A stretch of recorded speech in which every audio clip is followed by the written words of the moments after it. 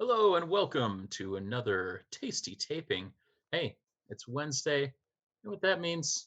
It's time for some D&D tea with the one and only Tasty Boys. Tasty Tasty boys. boys. Uh, as always on Wednesday, every other Wednesday that is, we out here on the first and third Wednesdays of every month. We tape 2 episodes of our long-running podcast and award-winning. What award? The award of my heart, because I love these boys. They're so sweet.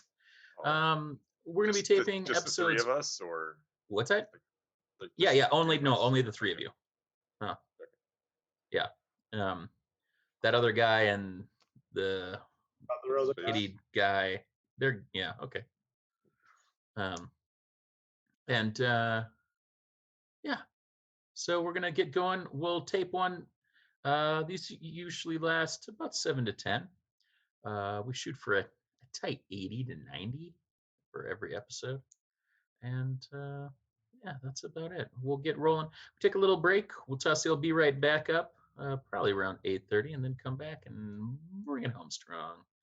We're gonna have a whole lot of fun tonight because there was a whole lot of craziness that happened over the last taping. Right. Just a wee bit. So, without further ado, I'm gonna get taping, and we will get recording. Welcome back to another episode of D&DDT, an ongoing fast casual D&D 5e interdimensional culinary experience with the one and only Tasty Boys. Tasty boys. Oh, that was nice. That was good. 3-part harmony is. Mhm. The Tasty Boys is a taping every other week on ye old Known World United Twitch stream. You can check out episodes weekly every Tasty Tuesday at dnddt.com or wherever you procure your podcast. Additionally, you can rewatch episodes on twitch.tv/Known World United. We're going to be taping episode 114 right now, in which a giant tree completely blew the mind of one little kitty cat. So we'll go around in clockwise order as we are wont to do, and maybe it'll go smooth tonight. I hope so. I am Nate, your D&D ringer, playing Bard Extraordinaire Horatio Hetfeld. Last time, we finished by watching Digger attack this giant tree for some reason. True story. I'm Warrior. I play Kleatos B'Goar, spelled like it sounds. Minotaur Monk, Red Meat Babyface, due to Digger Doomtree and Horatio Hetfeld.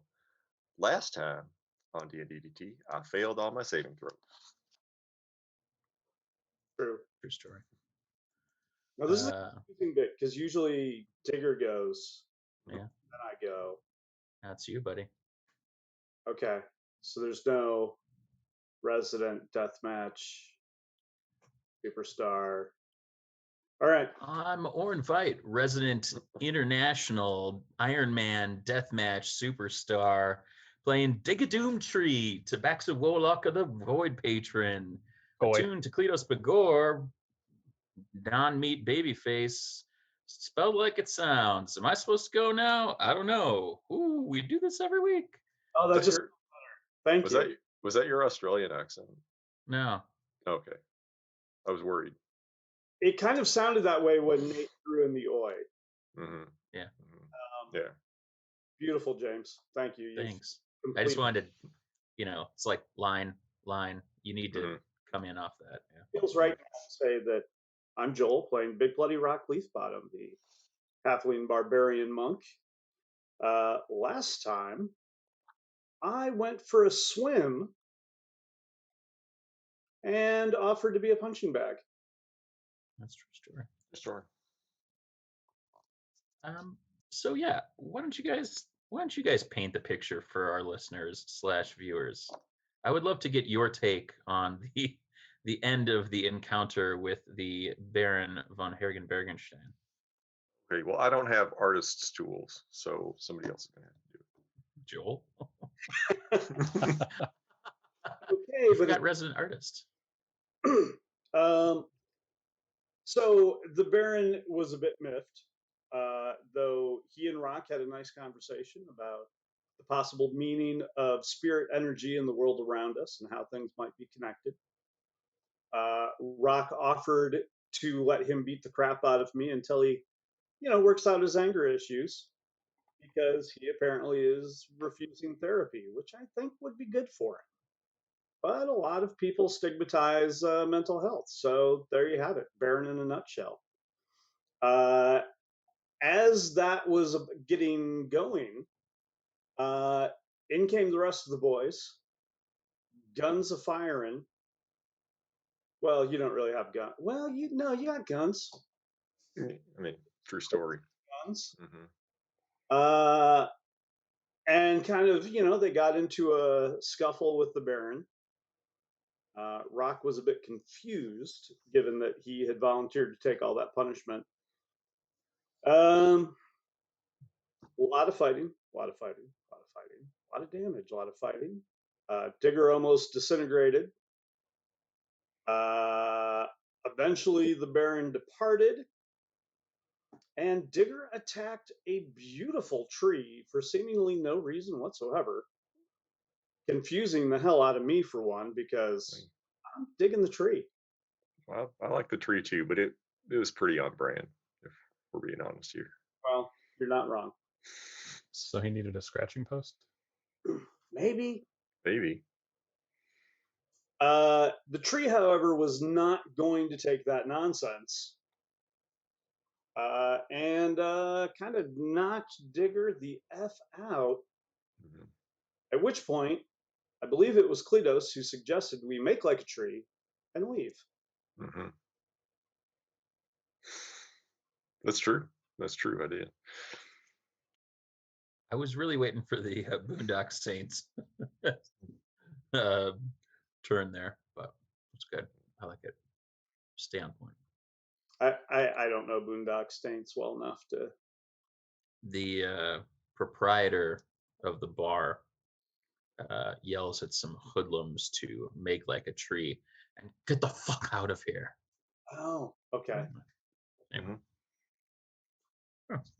Gotta earn that E every once in a while. I don't know. So yeah, you've just seen.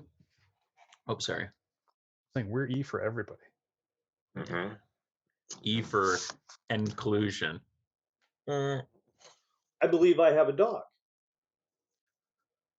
You believe you have a dog? I think so. Yeah. The last thing that had happened was I had in combat. I grabbed the dog, was taking care of it. Good puppy. Handed it to Kleatos to try to get Kleatos to stop attacking. Mm-hmm. Kleatos then handed it back. It was a true story. That's true. I did do that. Cradled in Rock's loving arms. All right. Well, you have been cradling a loving pup, who may or may not be a blink dog, and your friend has literally ripped the buttsaw off of his tail and stabbed the tree until he passed out from a massive something. Go ahead. And he's surrounded by pixies, right? Yes, there are pixies surrounding him. Mm-hmm. Which is weird because a lot of guys in their mid-20s get into the pixies, but it's way rarer that the pixies get into you. You know? Mm-hmm. Well, he's got that big dad energy, so what can you do? So your daddy buddy collapses, and as you see the fairies flying around him, they start to flit off as you hear a kind of groaning and a bit of, it almost feels like the sound of something being dragged across the forest floor. And you realize that one of the large roots is actually wrapping itself and pulling Digger into the body of the tree. Whoa. No, wait. Tree. No. Nope. That's not yours. Because he'll like run over there and try to keep it from dragging Digger away. All right. What are you gonna do? Well, I mean, he's gonna just see if he can kind of like.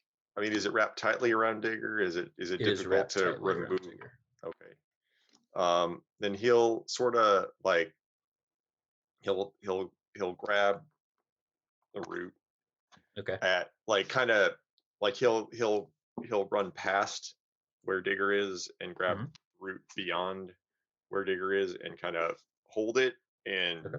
you know sort of dig his heels in, his hooves in. I don't know. No heels. Do hooves have heels? I don't know. He has Probably a not. toe and a heel of.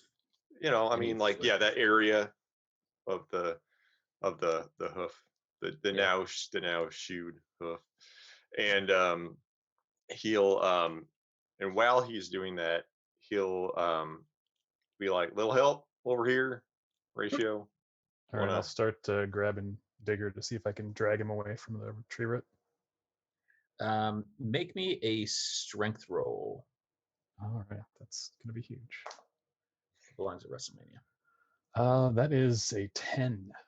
That's pretty big for you. That it is. It's very big for Horatio and very inconsequential in the pursuit of saving your friend. That is very average for a human. You know, it's very average. Kleatos will. He's gonna like because he felt the energy coming from the tree that felt familiar. While he's sort of holding it, he's going to he's gonna try to attune to the tree. So he's gonna check to see if he and that tree share any life energy. Just a second, I gotta using that good old electronic roller again. Ooh. I love it.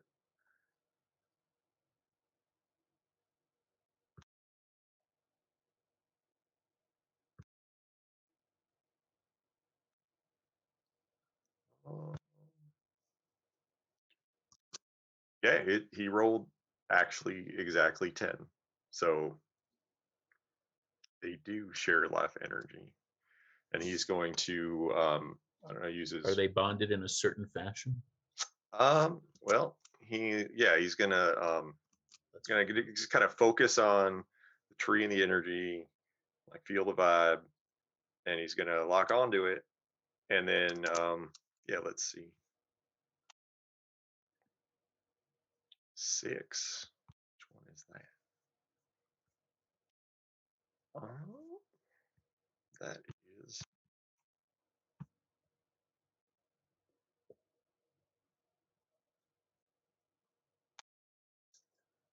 We'll find out next time. they are well. So basically, their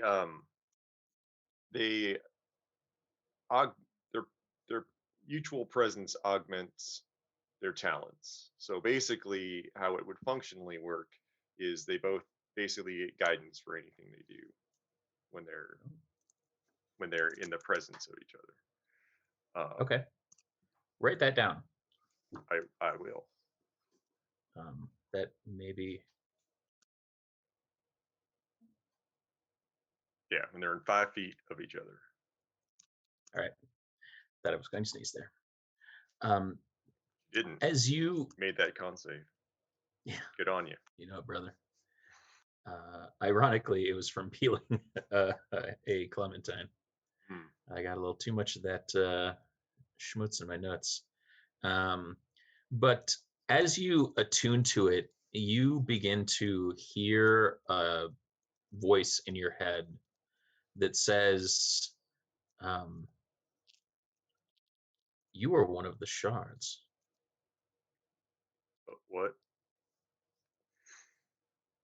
What do you mean shards? The keeper has granted you the opportunity to prove yourself as each of his line proves themselves because of the actions of your stout friend. The forest welcomes you home, and we will be watching with great interest. And at that moment, you are all touched by a limb of this mighty, mighty tree. And you are pulled through space and time, and you find yourself waking up in a strange land as strangers deep in the heart of a forest. Yo. Did the tree talk to anybody else? Did the tree talk to you? Rock? Or kind of. Kinda? It was more showing stuff than it Okay. didn't talk. Sure. Mm-hmm. Horatio? Did I hear the tree talk to me? Nope. No, I just Oh. got touched by that root, and we're here. It's telling me that it's gonna. I'm one of the shards, whatever that means, and that I get to test myself to see if I'm worthy of some line. It told me that the force is with me. The forest. Oh, the forest is. It had a unique accent, you know. It did. Does that mean we're one of the shards?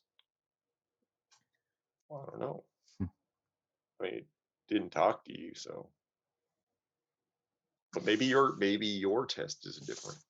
Maybe you have to find your own way to talk to the tree, or the forest, or the force.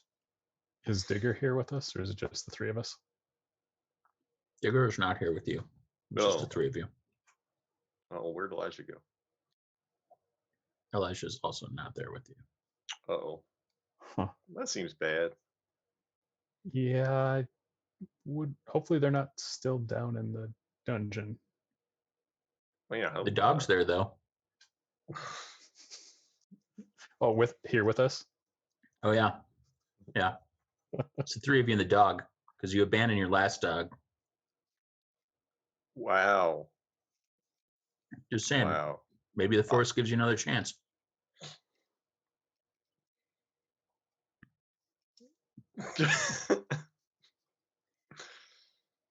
Anyhow.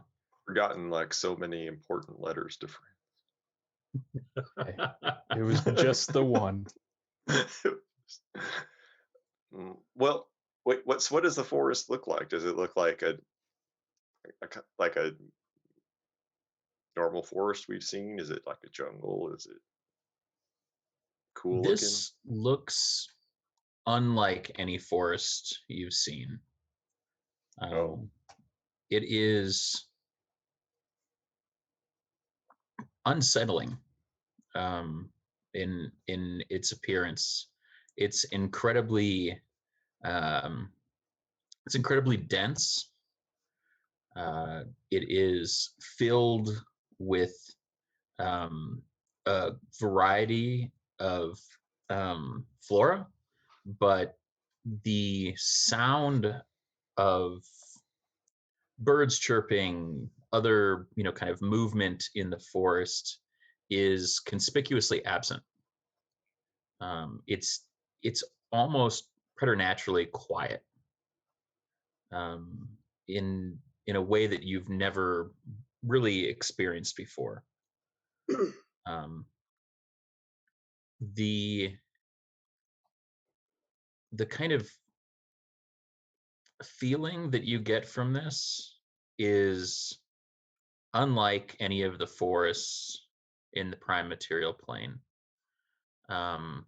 You can see that the trees are incredibly ancient. There is a kind of wild variety of different trees that are present, but they are thick. The underbrush isn't enough that it's going to kind of impede your movement, but it's definitely kind of conspicuously ambiguous. There's nothing about it that kind of defines itself, and you could feel that the kind of monotony of the kind of forest around you, and the kind of thickness of it, even though it's not kind of making it harder for you to move through, is probably going to make it pretty tough to find your way and to kind of navigate in the way that you would navigate in kind of more familiar or differentiated um, space. So this Um, isn't similar to a place I've been before? it is not. Okay. Can I climb one of the trees Yeah, just to see absolutely. if I can see above the forest? All Why don't you right. make me a nature check, Horatio? A nature check? Well, I just rolled a 2, so that'd be a 7. Okay. Let's say that was your climbing check. Okay, well that would We'll let be you make a different nature check. that would be an 11 if I use acrobatics. Oh, well, that's not Oh, great either. no, that's 2 better, so that's a 9. Your keen adventuring skills help you to understand that it would be a very long climb to the canopy.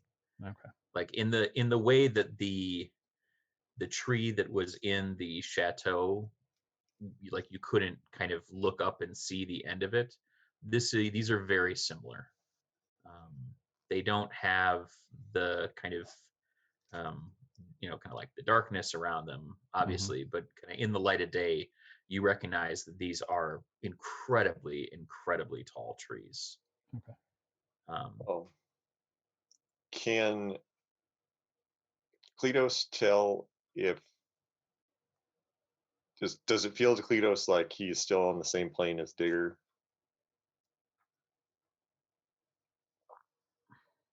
That's He'd a great know. question. Um, yes and no. Oh, that's weird.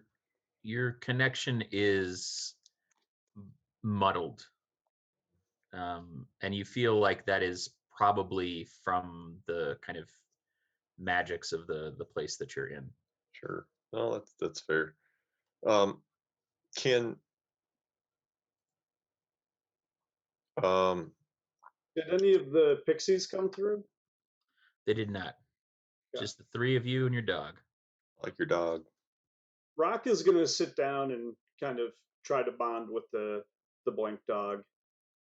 Okay. Well, will Rock? Oh, sorry. Go for it. No, what's up? I can multitask. Oh, I was just saying. Well, Rock is bonding with his new dog. Yeah. Kleatos was going to pull out his cartographer's map case and see if he can't find a map of the moment in there. All right.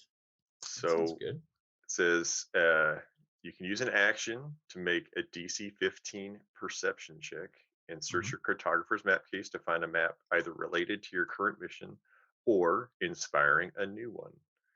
On success, you find a map with a prominent landmark.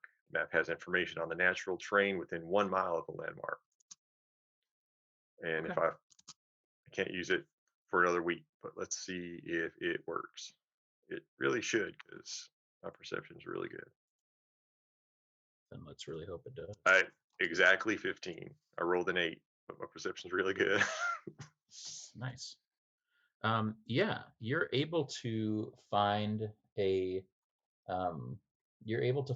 map, and on that map, you see a path that runs north, and from that path, the it continues through a city, a small kind of settlement that's on there, kind of to the north.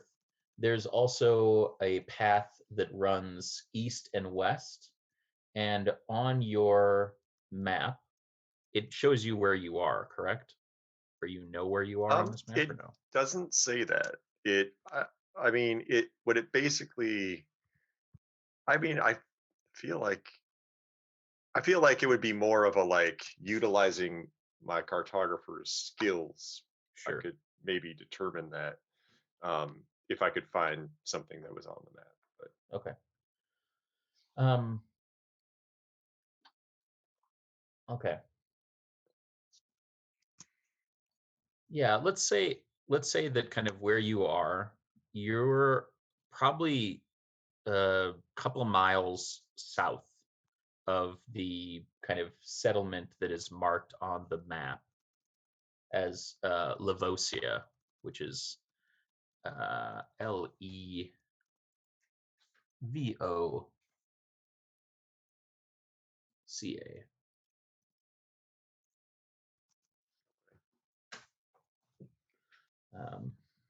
And it, C has a accent mark above it. sure. It's right next to Wingardium. Yes. Yeah. Couldn't get the Force versus Forest, but we got Wingardium Levosia. That's about the same level of competence. It is. Do you have inspiration, Warrior? I don't think I do. I think I used it to try I'm pretty sure a lot of you guys used it. I tried to use it to try to pass a saving throw that I failed anyway. All right. Yes, you can have inspiration. So yeah, Okay. you guys can head that way if you feel so inclined. There's a kind of large outcropping of rock to the left of the path currently that you feel could be the outcropping that's marked a couple miles south of the settlement on your map. Okay. Well, I got this magic map that pointed out of town. Should be important, even though it won't tell me why. But very least, we can probably maybe get a lay of the land if we can talk to some folks. All right, let's go. Yeah, I mean, All once you're sufficiently bonded, Rock, I don't want to interfere with that. No, I mean we can travel. Rock's gonna basically let go of the dog and just hope that it comes along with us for the ride. Tasty boys. Yeah. So far, it's staying pretty near you, Rock. Yeah. I'm going to name her 182. Oh God. Do you have inspiration, Joel? Do now. No, you don't. I'm kidding. You can have it. As you're going along and walking on the path, I'm going to ask you guys to make survival checks. This is going to be pretty regular as you're moving along through any part of the forest. The blink dog, 182, God damn it, is going to kind of walk lazily and kind of meander out a little bit, and then you'll see him like kind of blink back to your side as you're moving through the forest. So whoever is leading can please make me a survival check at disadvantage. I will do that because I'm out.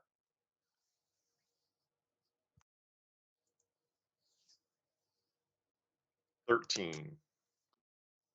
Okay.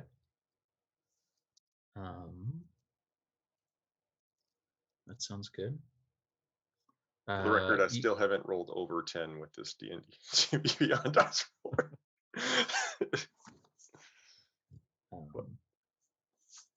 So as you continue along through the kind of underbrush on this trail or path that leads north, you continue to make these checks to try to stay on the correct path. There are a number of paths that kind of branch out, but none that look quite as big as this path or as prominent. But you can tell that this forest and the undergrowth probably grows at such a rapid rate that this takes a lot of maintenance to keep this path moving.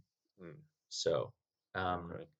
why don't you make me another survival check at disadvantage? You want me to do it or somebody else? If you're still in the pack. Okay.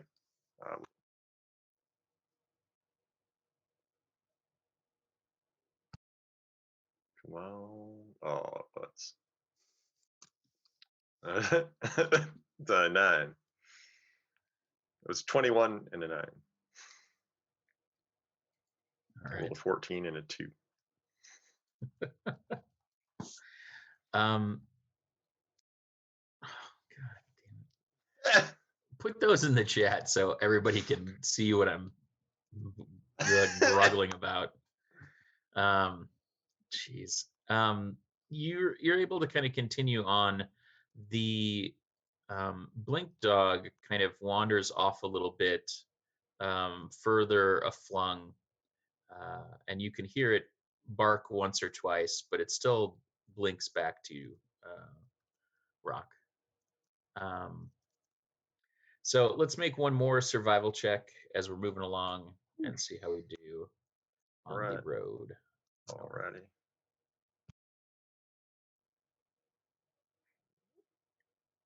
Promising. 24. Wow. Yeah, excellent. You're able to kind of pick up the pace as you're starting to kind of recognize how people are tending this path versus others, and kind of familiarizing yourself with the way that they're kind of working with the forest. What is everybody holding in terms of weapons? Literally. Well, I got my boulette gloves on. And I've got my rapier. Like, what am I actively holding, or what do I have on my person? What do you have on your person? I have that and a javelin of lightning. Oh, what's a javelin of lightning made out of? Metal, I assume. I don't know. Hot. I don't think it's. Well, Hopefully not. I'll read the description. Find out. Has his axe, shield, and Wanzuka, but nothing in like the shield in hand, but nothing else. Everything else is kind of harnessed. Yeah, it's just a magic weapon. Just as magical weapon. Okay.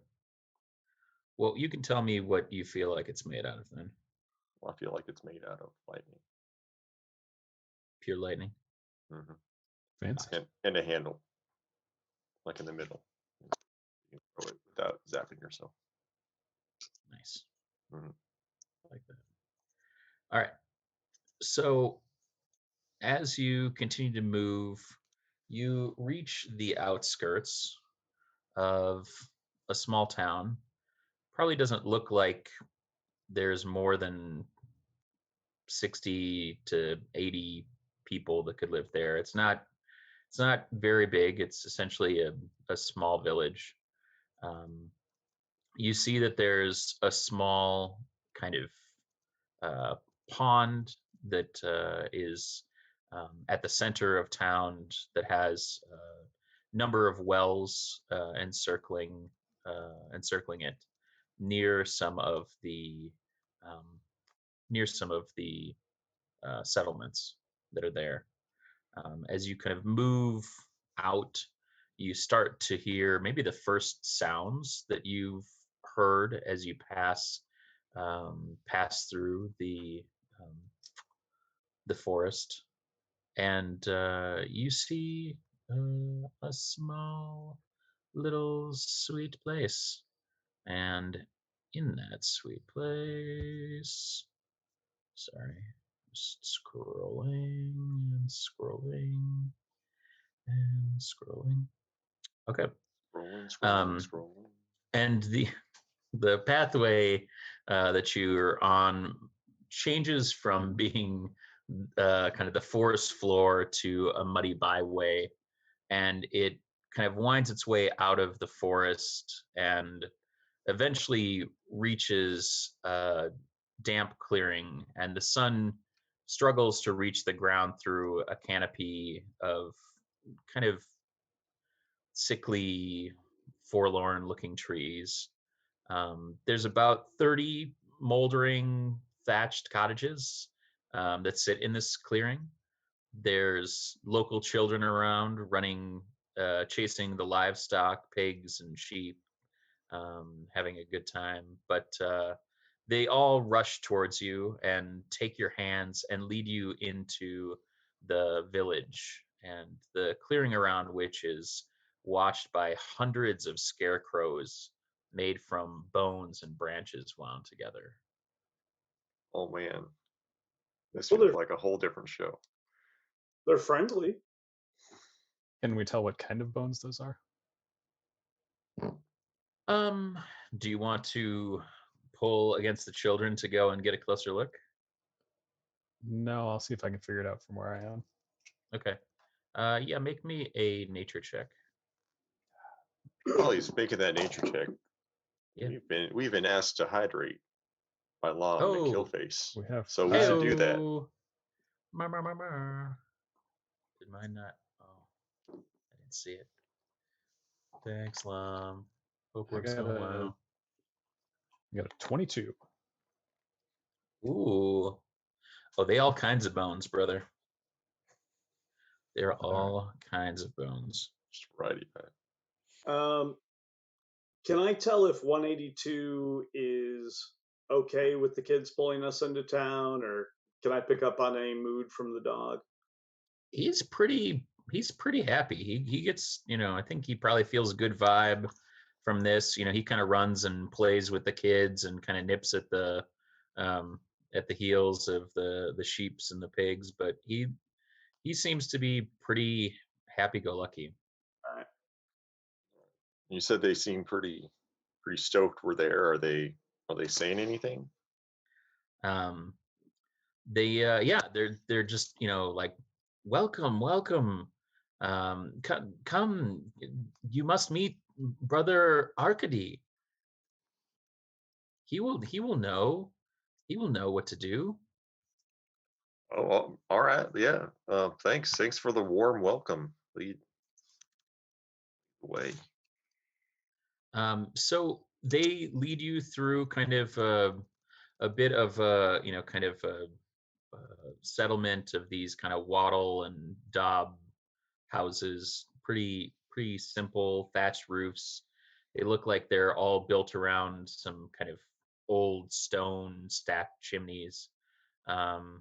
The doors are almost all, as you kind of notice walking through, all have been like, they're all closed, which is a little weird. Usually, with small homes like this, you kind of open them during the day to kind of clear it out, and then kind of close it at night. But you see that each of them is kind of shut. They all seem to be maybe one room, maybe a few that are a little bit bigger. They have kind of a window per wall. They're pretty simple structures, but it looks like most of the windows are shuttered, and yeah, they kind of bring you into the town square, and there is a kind of older man standing there that is kind of walking towards you.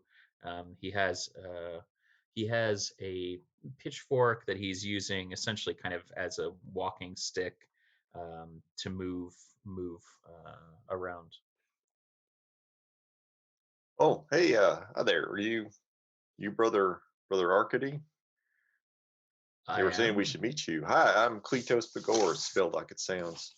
We're new to town, and we're kind of wondering, I don't know, like where we are. You are in Lavosia. You are not from here. No. We found ourselves here pretty recently. He like takes a step back and says, "Have you made the sacrifice?" What? I mean, I don't know. Probably not. Before you enter our village, you must speak your transgressions and make an offering to the forest floor, or great darkness, even more than what we are currently experiencing, will haunt this village, and we cannot bear any more. We're experiencing darkness. Great darkness. I'm sorry to hear that. What kind of darkness?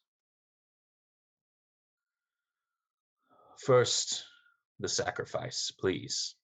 Okay. He asks you to speak your transgressions and to spill blood on the forest floor, but to do it outside of the clearing so that your transgressions do not enter into the village. Okay. Like how many transgressions? Like, is there a number we should shoot for, or severity level? You know what I mean? Like, is it? I don't know if I can remember everything I've ever transgressed.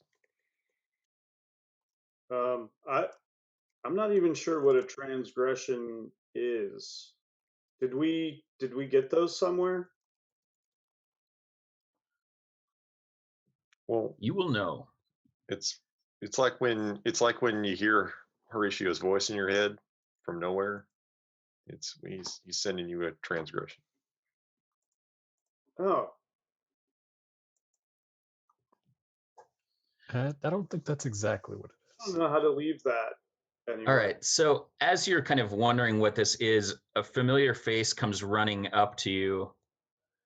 And he's a slightly disfigured version of the beautiful character in the bottom right-hand corner. He looks like he's been burned very badly. But he comes running up to you and kind of pushes you out of the kind of outskirts of town. What is going on? This is Lom? Is that you?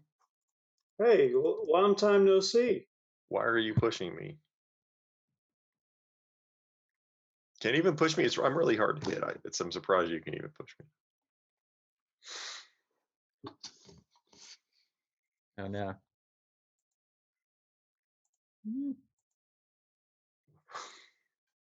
There's How many syllables? Walk and talk. Just walk and talk. I'm on fire. Walk and talk. Walk and talk. Wait, Everything he's hurts. literally on fire? I was for a minute. Everything hurts. Keep going. Keep going. Why were you on? Walk and talk. I am walking and talking. I'm doing that. I'm very dexterous. All right. What? I'm also casting Cure Wounds as we're walking and talking. Ow. This forest. When did you guys get here? What day is it? Just now. Just now. Cool. Yep. Ow. You get 8 hit points back. I'll right. take it. Everybody gets 7 hit points back.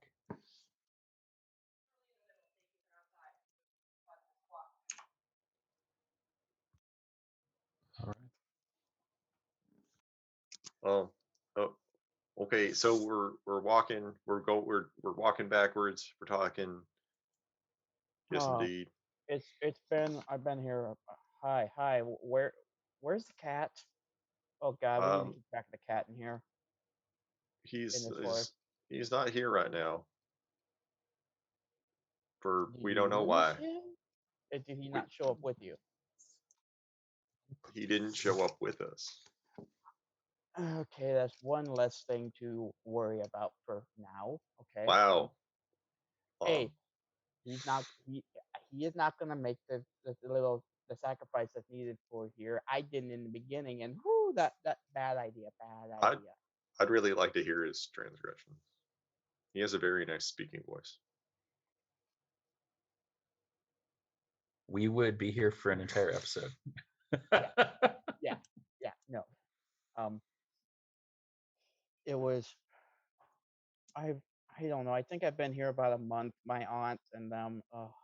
Okay, so what happened after the dragonfly? Yeah, I feel like we can get to that later. Why are you on fire? That feels important. It's not currently on fire. Why were you on fire recently? There's a lot of things in that forest.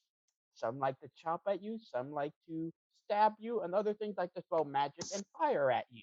Yeah, I've been to a forest. No, this is much different than a regular forest. So this is like pure evil. So it's like being at Tasty Tower? Yes, kinda. On that one day, yes. But take that and make it an entire forest, and it's just 24/7. Wait, so are there vampires? Oh man. At this point, there might be vampires, werewolves, ghouls. Oh my, Crabs? I haven't found one yet myself, but I'm going to assume so. I mean, Wait, so far what you're saying is it's like everywhere else we've gone. Except more horrible. Okay. Nice while we were walking here. It wasn't Then you bad. got lucky. Then you got lucky. I didn't get lucky on the way here. No, we would have noticed that. Would you have, Nate? Would you have? I mean, my passive perception's 23. I have advantage on stealth rolls. Honestly, it's so good to hear you guys. Which I assume extends to stealth rolls in the hay, I've been in this forest for about a month now. It's not fun. It's not fun here. Is that roughly in line with how long it's been? No. Okay. I figured not, but No. The dragonfly crashed. mm-hmm. You guys. Yeah, it was pretty quick for us.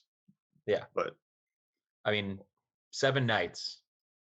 But also we were in a honeymoon suite for like 30 seconds, and that was 2 days, and we were in the castle for a really long time, so that might have been like a month. I don't know. Am I the one who traveled through time normally? I hate the whole nonsense. I have a problem with magic, but I'm having a bigger. Chronomancy is probably my least favorite version of any magic that we've ever come across. Only Really because my least favorite Mancy. I mean, my favorite's Mancy Drew. It's my favorite Pokemon.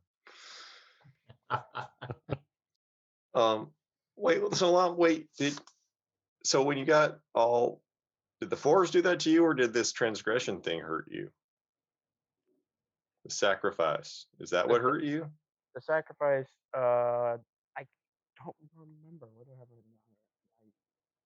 You can write now? This is Dan talking to himself in his notes. Question stands. For this again? No, the sacrifice comes from your companion that you met, that you traded with. That's right. That's where that came from. Yeah. No, it wasn't the sacrifice. This was literally anything else that lives out in the forest. Okay. Oh, so he took a couple fireballs to the face. So, again, he never really had a long-term healing regimen after that, as you've been on the lam for pretty much the entire time. That's true. No, on the Lom.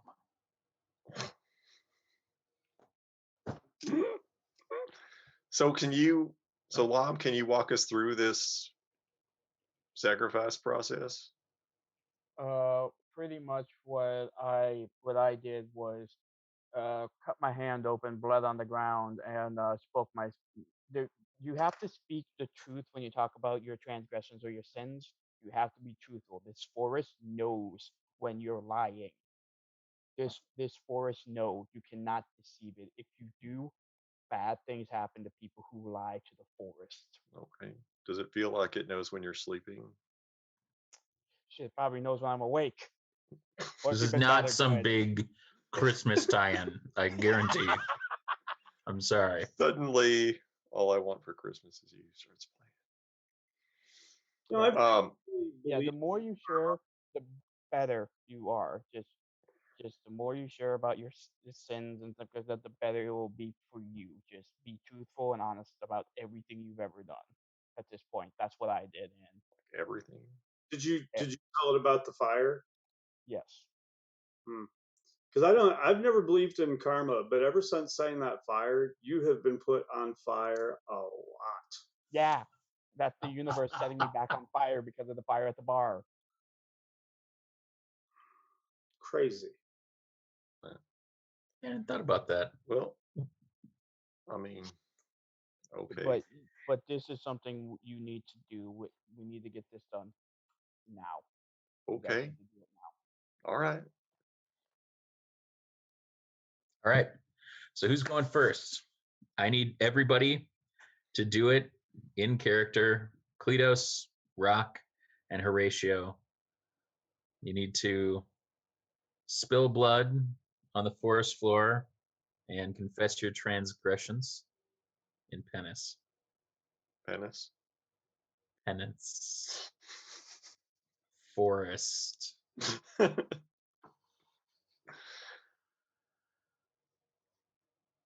Who's going first?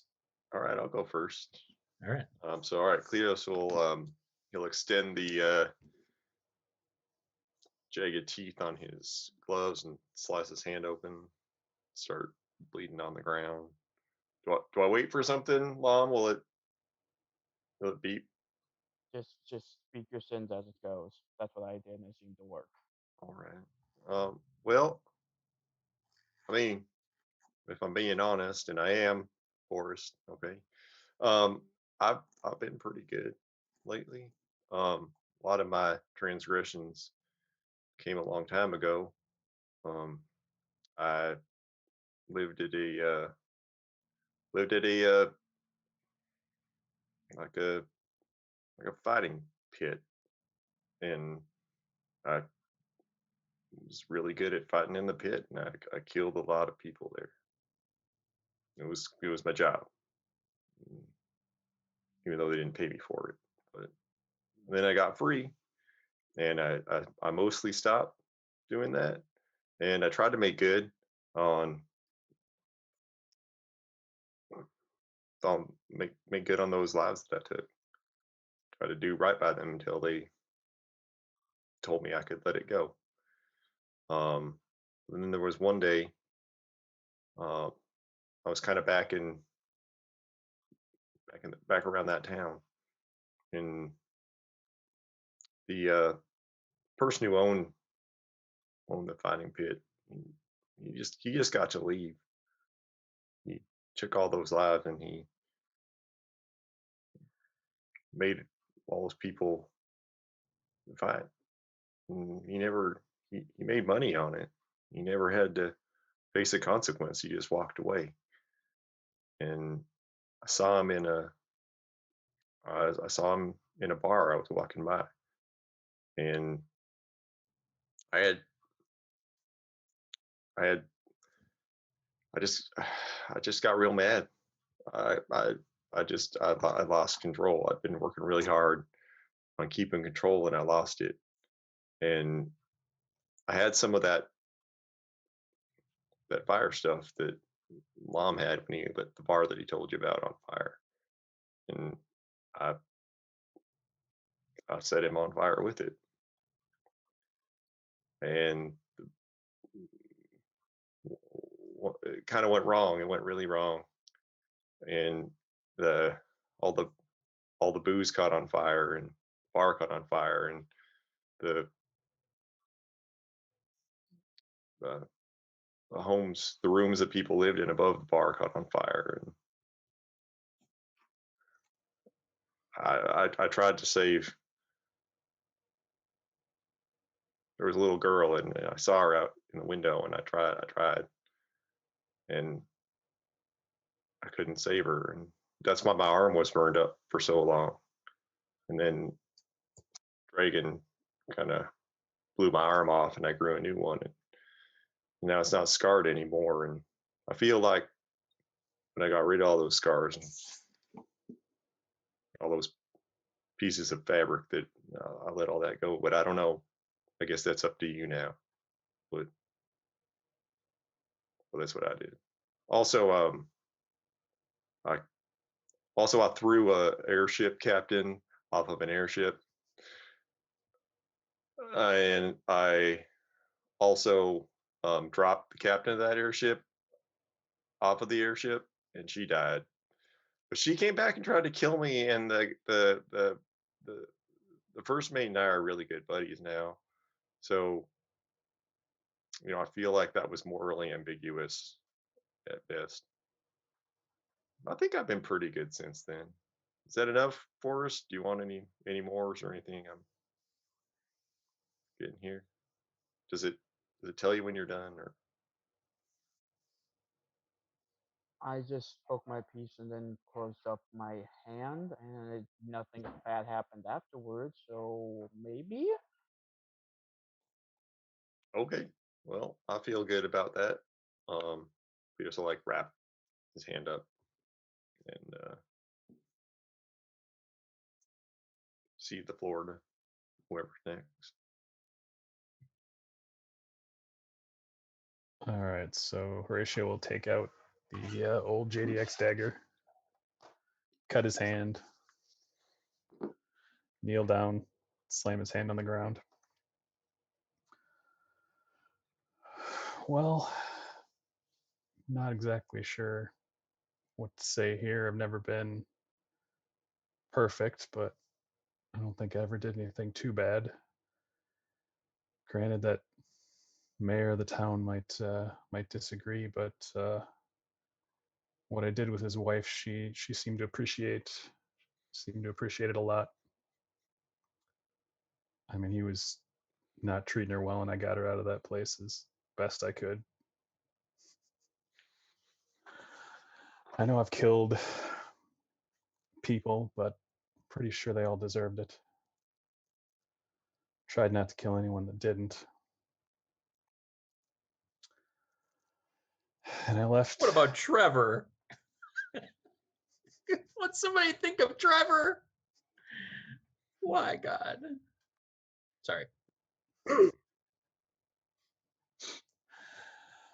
I know I left bad company when they needed me, but I couldn't control that. I just got taken. I'm trying to get back, but I'll get back to them someday, and hopefully they're still around for the help I can give them. And then I'll stand up and cast Cure Wounds on my hand.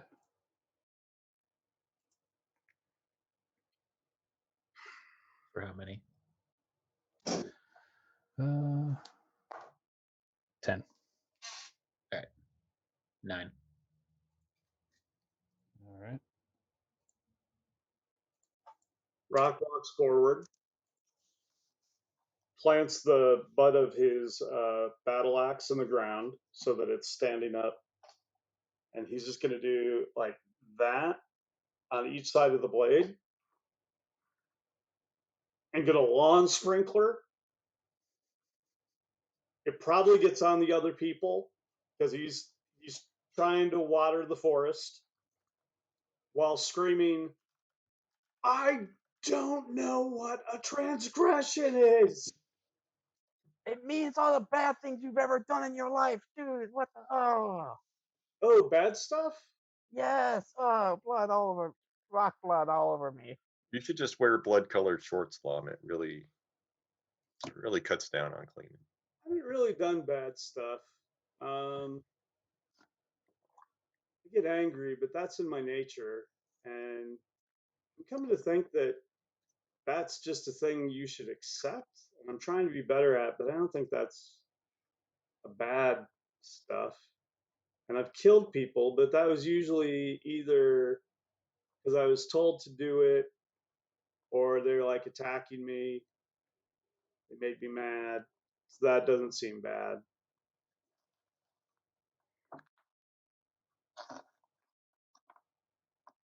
I lost 2 horses.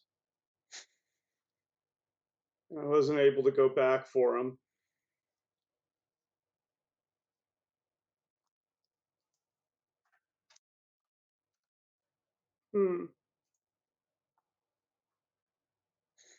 And he's going to pick up his axe and reholster it. All right. Horatio, what school is prestidigitation? It is transmutation. Okay. So yeah, I will prestidigitate everyone clean after that little sprinkler. Oh, thanks. Oh, I and appreciate it. bandaged or anything, so it's still running. I'm gonna cast Cure Wounds on you. All right. You try casting close wounds on him instead. When you do that'll take that, care of it. it's going to only it's not going to heal for the full. It's going to heal for one less. And Joel, Rock, and Horatio, you're both going to see when you cast it that the grass around you in the kind of clearing, the kind of edge of the clearing, creeps in a little bit further towards the town and like kind of sprouts cleanly. And you see when you cast it on Joel that there's a kind of small kind of sound that almost sounds like the kind of crackling of leaves when you walk through them in the fall. And for a second, you see his eyes go a little green. My eyes? Yep, Horatio sees your eyes go green for just a moment. It's not easy. Mhm. How many points are you healing me for? You got 9, including the one less. Okay.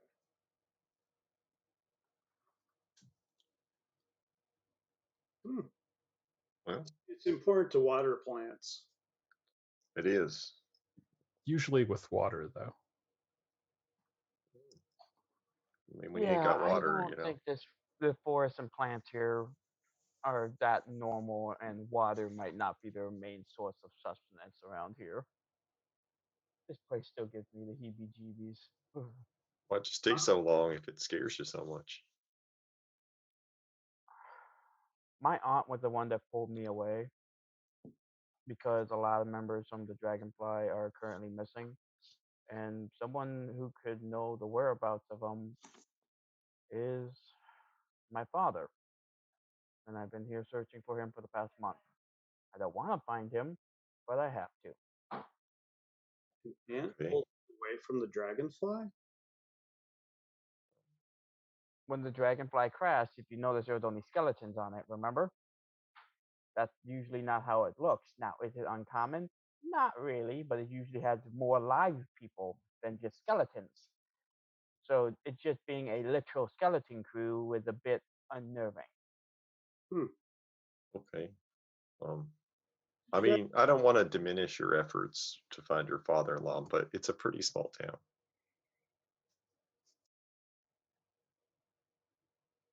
There's an entire forest here, and I just pull out my map. It's like I've been searching this entire place. Kleatos pulls out his magic map. It's like, I got one too. We can compare maps. We can be map buddies. Sure, Yeah, you can do that. Here. I'm going All right, to. so you're able to share yours with him, Kleatos, and you look at it, and Lom's is much larger, and you can see just the kind of expanse of this forest is far beyond what you imagined. Like, this is one of the largest spaces that you've ever seen.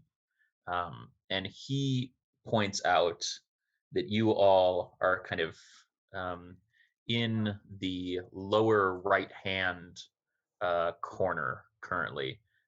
There's a couple of pieces of kind of red that you can see. And I need to go back to the Twitch to see if you can actually see my cursor and any of this, and you can't.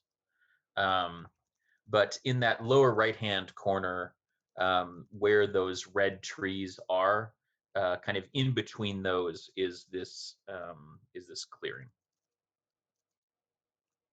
And Lom, you can point out that you traveled from roughly meeting people or meeting the person that you saw kind of wandering through. You have moved from just south of that kind of easternmost river. you've traveled kind of all that distance, and it's taken nearly a month. You definitely got lost a couple times Oh because, yeah, as I definitely. mentioned, the forest is Large, thick with expansive, and about crazy. 12 Cs. But Uh, yes, real quick, you mentioned red trees. yes, So color blindness, color red, blindness. green Sorry. field. I have no. I'm looking for red trees, and I have no idea where you're talking about. Okay. There- I will share it with you guys in the chat Okay.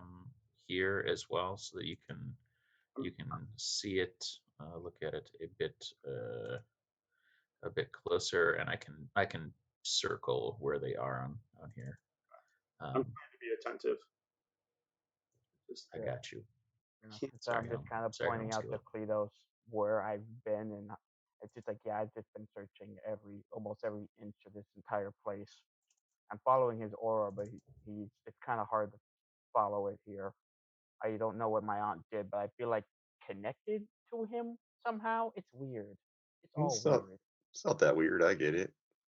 Mm. It's like a magical connection thing, kind of almost like you and the cat. Yeah, that's why I said I get it. But man, this place is huge, Lom. Yeah. Do you have any leads from Just here? just the aura, and that's about it. Where's it pointing you? Which way is it pointing me right now? It brought you to The town. this village, essentially. Yeah, I'm gonna tell them. Okay, yeah, this town is where the most closest feeling I've felt in a while is. So Okay. Well, do you talk to folks here? Has anybody seen him? I just showed up right after you guys. Oh wow. Yeah, you really did get that sacrifice out of the way quick, because we just got here too. Yeah, because bad things happen to people, and I just wanted to make sure you guys, you're my friends. I want to make sure you guys are okay first. Oh, Him is my last priority. So, okay. so Lom kind of just arrived in town, and when he did, he kind of overheard you guys talking about uh, the sacrifice with the brother, and that's when he kind of pulled you out. So, Well, why don't we go back and talk to brother? Now that we're all just kidding. I all just sent bled it to out. Lom again. Yes, you did. Way to go, buddy. We're professionals here. Nailed it. All right. So maybe I will share it.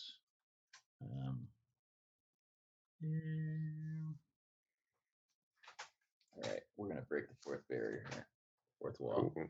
All right, you are right here, in between these, kind of down in this bottom part. You can see, for people that can see red, you're around here. If you want to look for a tree kind of just outside of the forest over here, you can kind of track your way back in. And I can show you a little bit more. I've basically taken off all of the landmarks that are a part of this, Okay. and repopulated them with forest, because the canopy covers nearly everything in the forest in some way, shape, or form. And they're only kind of pulled out. So as we adventure in this place, I'll add them back in, and we could add them back into the ye old mappy. Okay.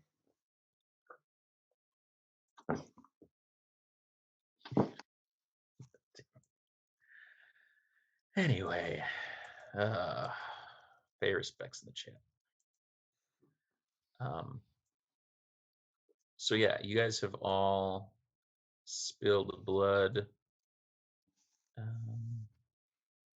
there anything else you want to talk about before you headed back into town? Well,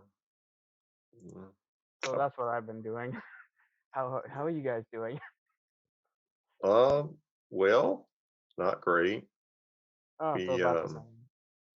I mean we saved saved saved your ship. It's okay. It's not going to work probably for a while, but it didn't fall off the edge of the plane, so that's cool. We'll fix it again. We rebuilt that thing like 5 times. It'll be Yeah.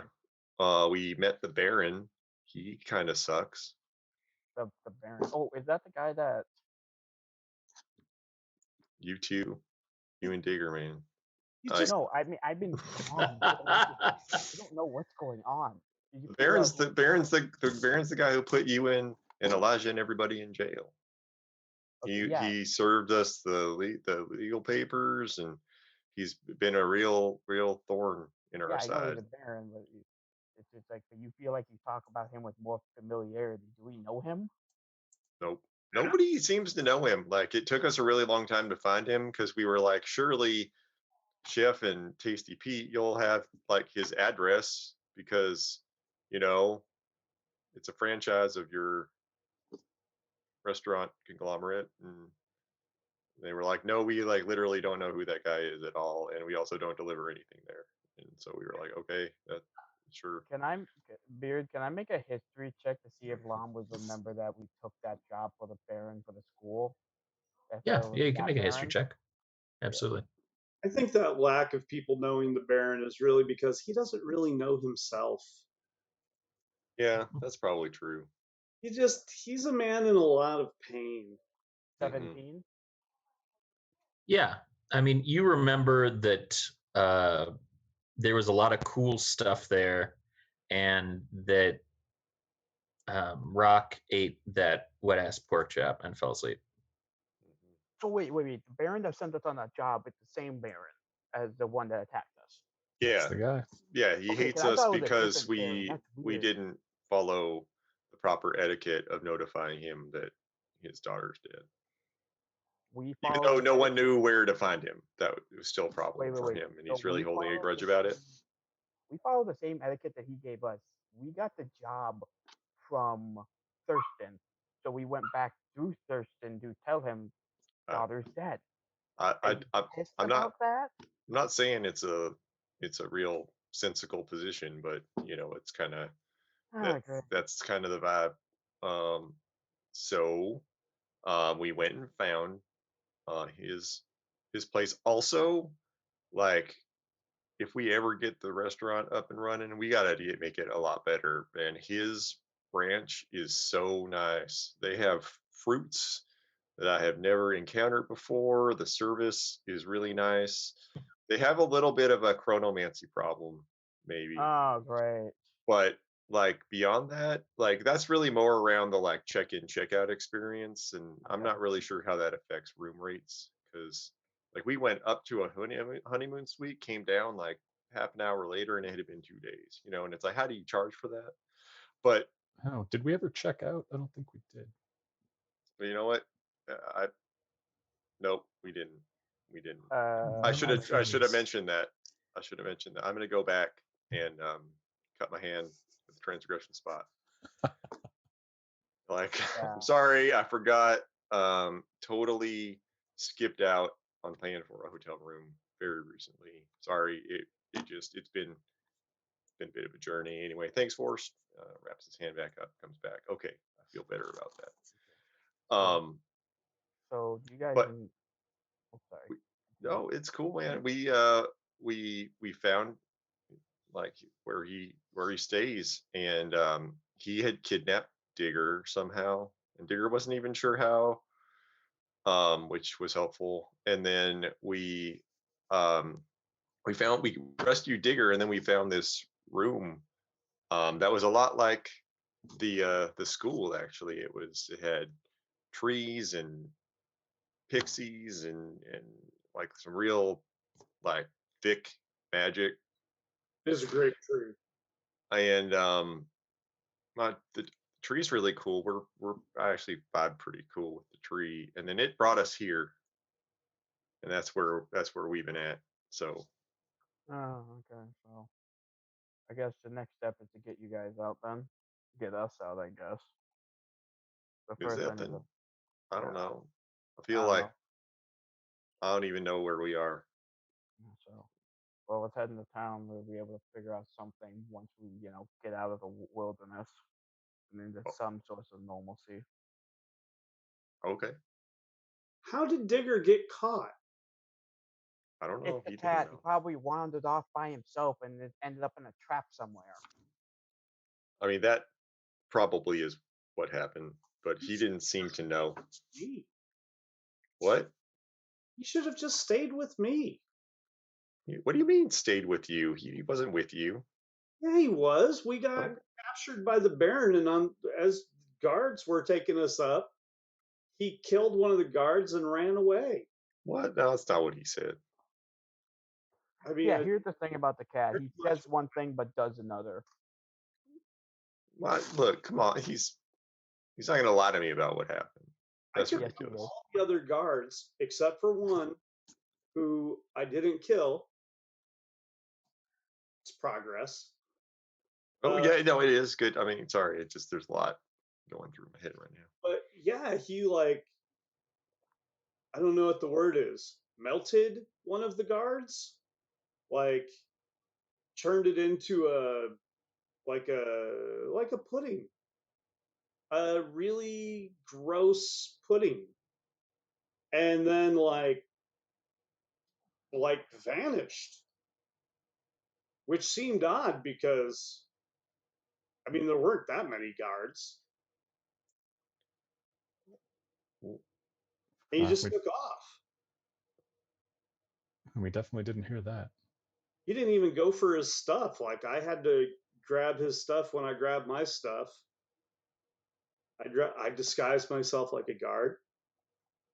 Oh yeah, that's Three cool. for That's a three. good plan. And then just moseyed out of town. But then I saw you guys on a big bird Yeah, that's how we got and tried to back. follow you from there. Yeah, time was weird. I think that's probably why we flew over you. Because we were trying to come find you because I mean I can tell where Digger is, so we were just trying to go where he was because we figured you'd be there too, and you were, which was convenient. Weird. That's weird. Don't you love You big really old family reunions? Everyone's lost and we're just trying to figure out what the heck just happened. Hmm. Mm. So he said he didn't run away? He didn't even talk about that whole guard thing. He said he drank some bad root beer and woke up in a dungeon. No, there was a pretty sizable park probably in between those two things. Maybe the root beer gave him memory loss. Hmm. Suppose. Although I remember stuff and I drank the same drink. Although it didn't knock me out, so Yeah, it affects their systems differently. That makes sense. maybe it's a cat thing. Maybe. Also, he's not the, I love him to death, but he's not the hardiest one of us, so He's a walking stick. he's a tabaxi long. He's not a He's stick. so not hardy, he's more of a Nancy Drew. I don't know what that is. But sure. You know what? We probably shouldn't keep the guy waiting, Oh, yeah. Kleatos is gonna start walking back to brother. And we're off. Okay. So weird.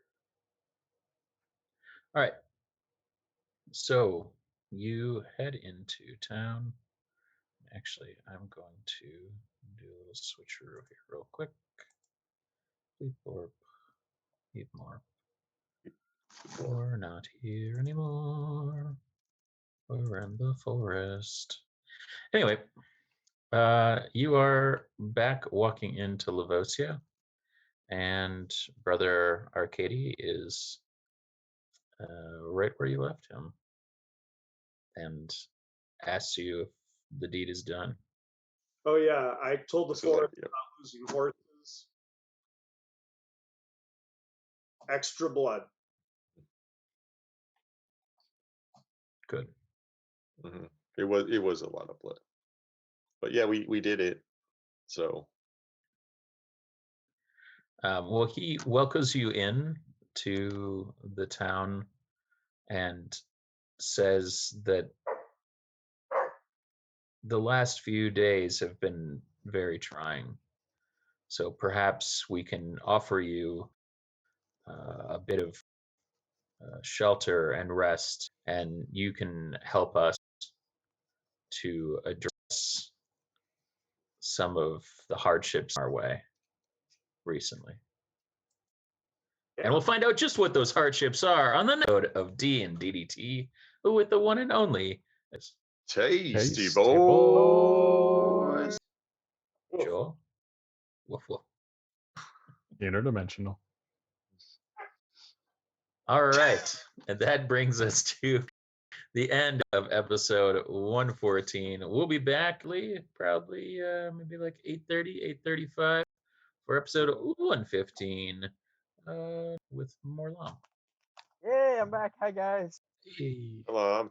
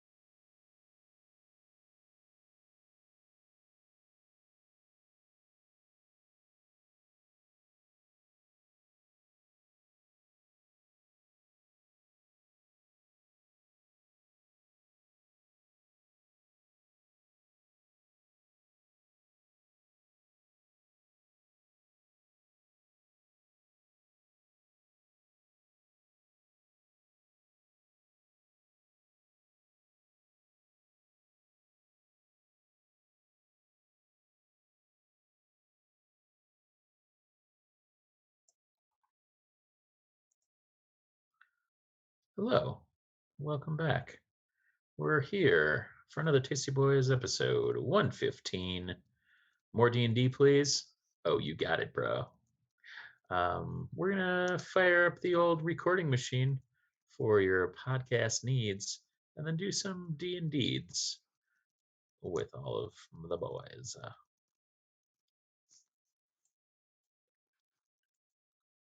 Hello and welcome to another episode of DNDDT, an ongoing fast casual 5th edition interdimensional culinary experience with the one and only Tasty Boys. Tasty Tasty boys. boys. Oh, so nice. So nice to have the Lom voice back in that one. Hey, DNDT is a weekly podcast and bi-weekly stream here on twitch.tv/knownworldunited. You can download the podcast every Tasty Tuesday at dnddt.com or from whatever service you use to procure podcasts. You can also catch the stream every first and third Wednesday of the month here on twitch.tv/knownworldunited. For updates, you can follow at DNDDT Podcast on Twitter or get something from the mothership at Known World Unite on Twitter. I'm the Beard. I go by Huey Beardwalks. I have a dog named Huey. This is my beard. We go on walks. You can also catch me on our sister station, brother station, sibling station. I don't know. Twitch.tv/HeelTurnRadio at HeelTurnRadio, wherever you wander around the internet. I'll have the boys introduce themselves, and then we will return to Lavosia in a Guardian fashion. All right, I am Nate, your D&D ringer, playing Bard Extraordinaire Horatio Hetfeld. You can follow me on Instagram and Twitter at CubicleZombie. Last time on DNDDT, we all cut ourselves and talked about all the bad things we did. True story. It's true. It's true. Warrior, I play Kleatos B'Goar, spelled like it sounds. Minotaur Monk, Red Meat Babyface, Digger Doomtree, and Horatio Hetfeld, and a tree. And last time on D&DT, yeah, I bled for the forest, man.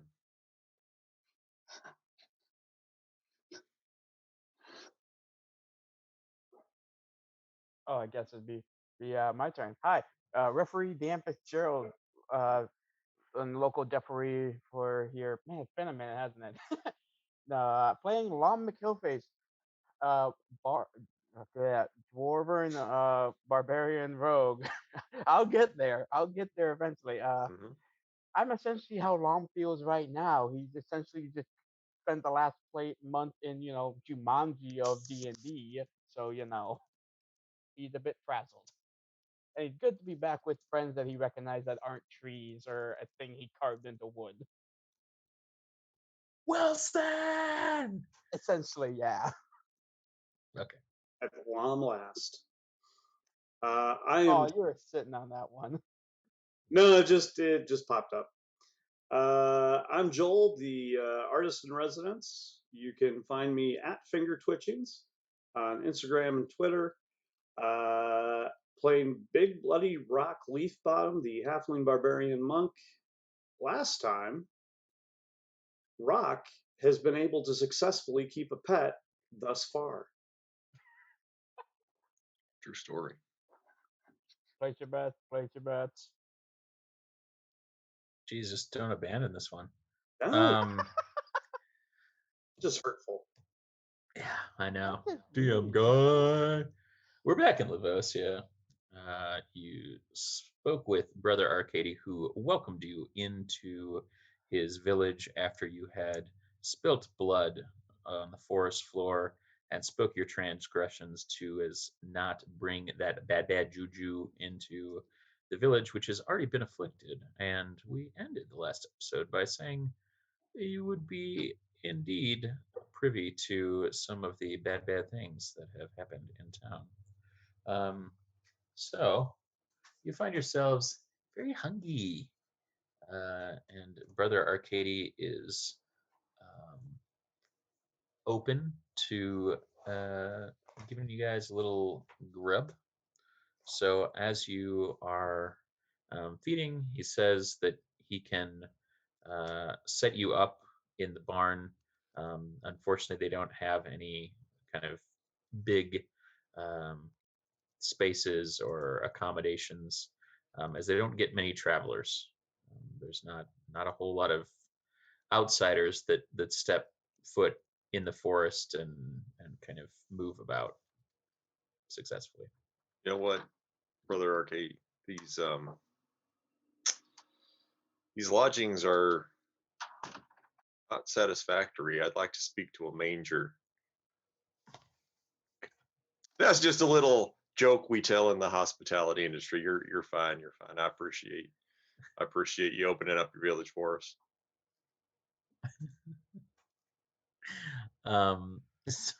So Before the brother goes, I'm just gonna ask. In the last maybe I don't know, maybe couple years or anything like that, did another stranger outsider come through that somewhat looked like me? Older? we don't see many people that look like you that are untouched by the forest. You're a dwarf? Yeah. What's It was the disguise gone wrong. Long story. and you?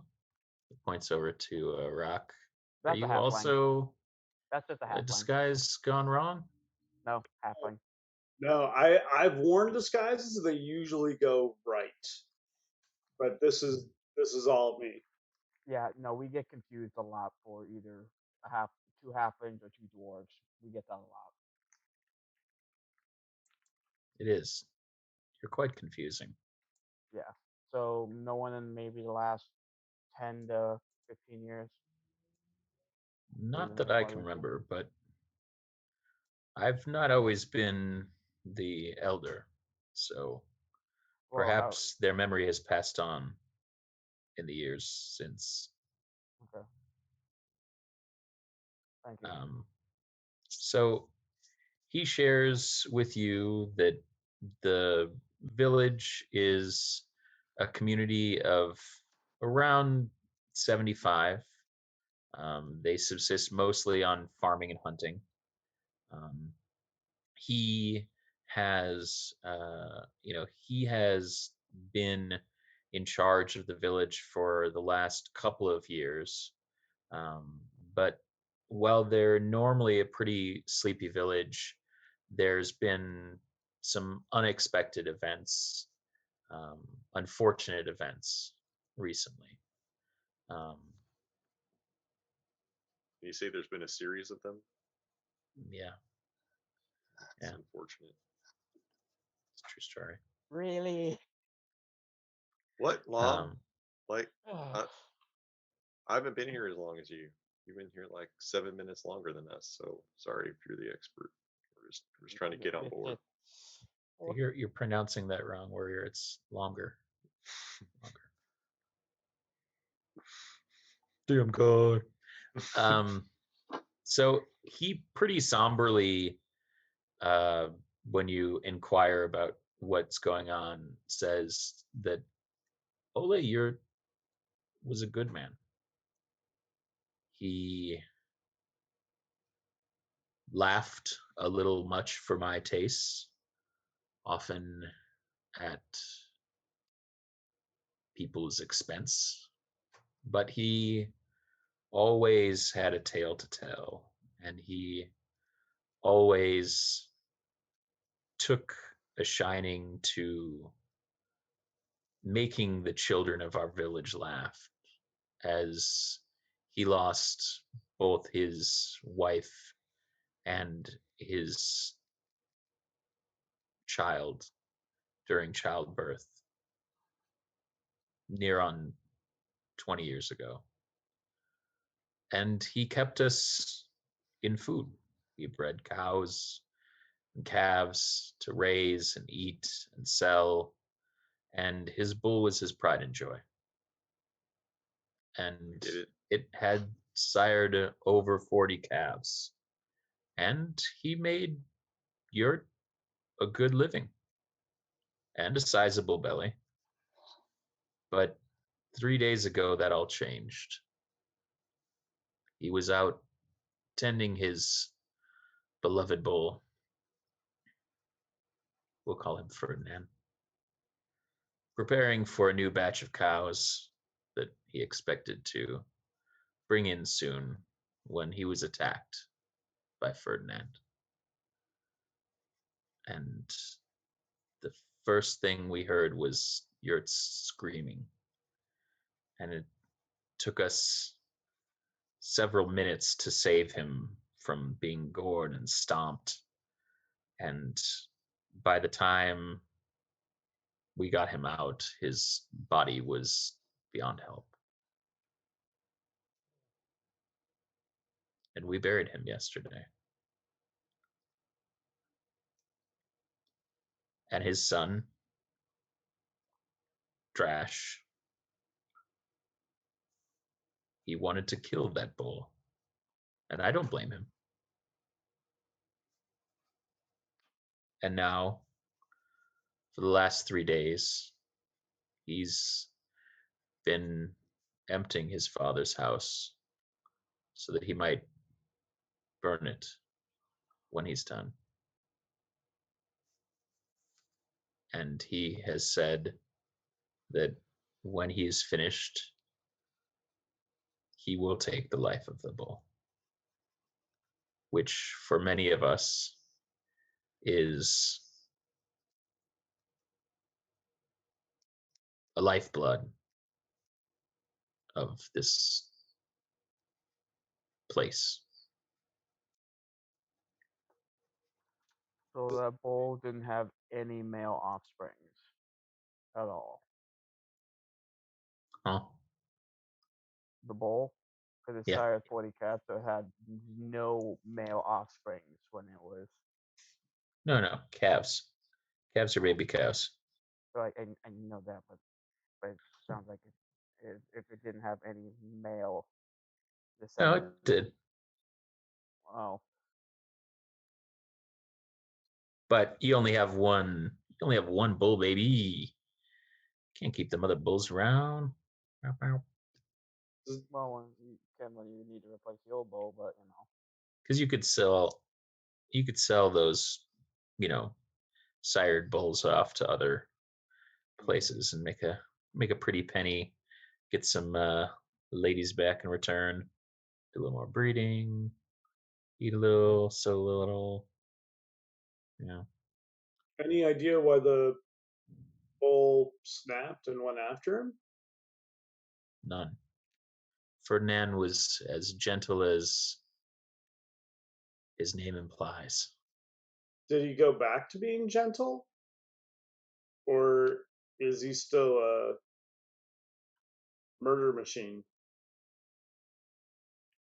He's at the field in the back of Yurt's house, and he remains aggressive as a bull is, but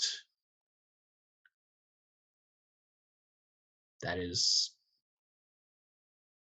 all. He's not tried to attack anyone that has approached the fence necessarily, but who knows? Did anybody see it happen? No.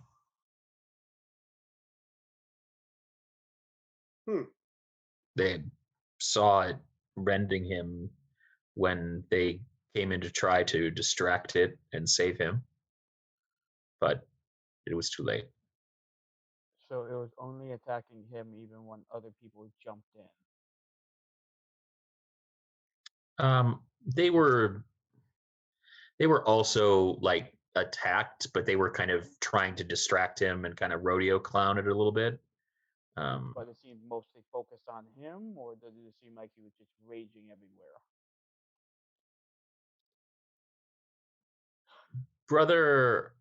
The brother doesn't quite know how to respond. Like basically says that everybody was so busy trying to Okay. to save him that I don't You know wouldn't that need anyone anyone with could that. say.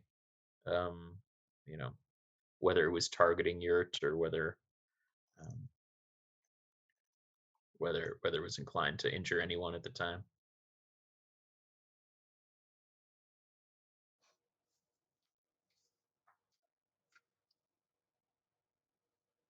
Well, Lean. Well, Lean, you'd like us to save the spoil? Like us to stop him from taking the vengeance he sees fit? I know not. It's not the only troubles. We've not lost one, but two. And for such misfortune to happen upon us, we hope that the forest is providing by bringing you to us to help us, because while Yurt is gone, Carta may yet still live. Who's Ooh. Carta?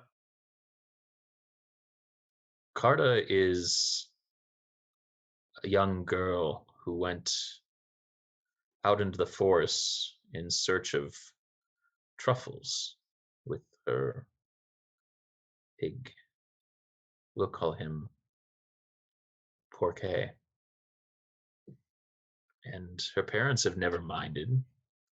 She rarely came back without, and truffles fetch quite a high price. But last evening she didn't return. And her mother, Jaka, has been in the woods searching for her all day. Carta was careful. She never went deep into the edge of the forest from our clearing. She knows better. The forest is wild, and not one to be tamed by one so young. So you think something snatched her? We don't know. Hmm.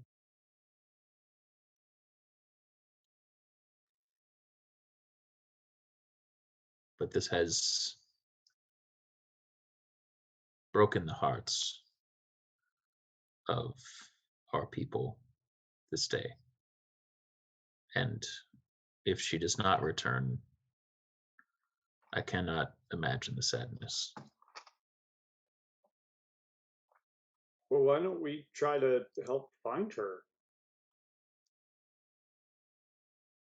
That's definitely on the list. I mean, I tracked a boat once. True.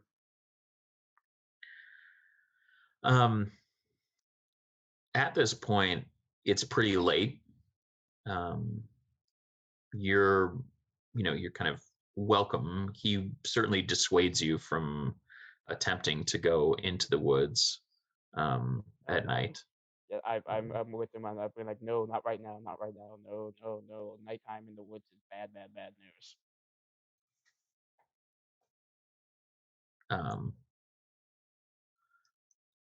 Why don't you guys actually, just Horatio, why don't you roll me a survival check? All right. You said just Horatio? Yeah, just Horatio. Well, that's unfortunate. It's not too bad. 15. Okay. What's everybody's passive perception? 23. 15? 17. 2. 17 for me. Okay. As you are kind of talking through this with the good brother, you begin to see the last vestiges of light disappear outside, and you hear the howls of wolves nearby the village. Immediately, you can see a couple of villagers lighting torches outside and grabbing short bows and begin to kind of stand watch near the village square. And the brother says, "Perhaps you might help." Of course. Is this Yeah. Yeah, that sounds about right. But let's make sure the torches are out before midnight. does this kind of thing happen a lot? Really? Wolves and things? Are you asking the Brother, brother, or are you asking Lom? I'm asking brother if this kind of thing happens regularly here. The forest is not pleased. And when the forest is not pleased, anything can happen. And he kind of picks up a implement and kind of begins to kind of walk his way outside, where you can see that there's about 20 villagers or so. They are, kind of sparsely armed with like I said, short bows and torches. They're divided into kind of two groups, trying to cover the ground, but you can see as the wolves begin to circle around the village that the villagers are kind of firing arrows at like where sounds were. They're not trained.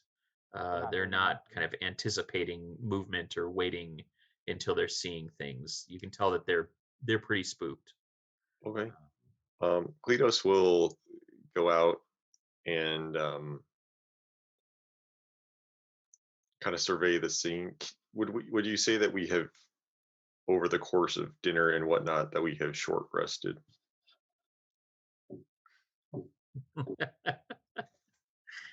That's an interesting question. We haven't really been doing anything. It's been No. after we cut ourselves open, Yeah, why? Everybody can roll me percentages. Can I also use my dad's sense on the crowd and see if that works? So if he's in there, or Yeah, the aura? he is not. Okay. He is first. That's 5. Yep. 12. 50 even.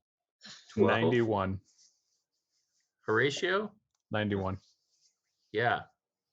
Horatio, you feel like you've rested. The other two, you guys are feeling the kind of tension of the kind of forest and this entire experience just grating on you.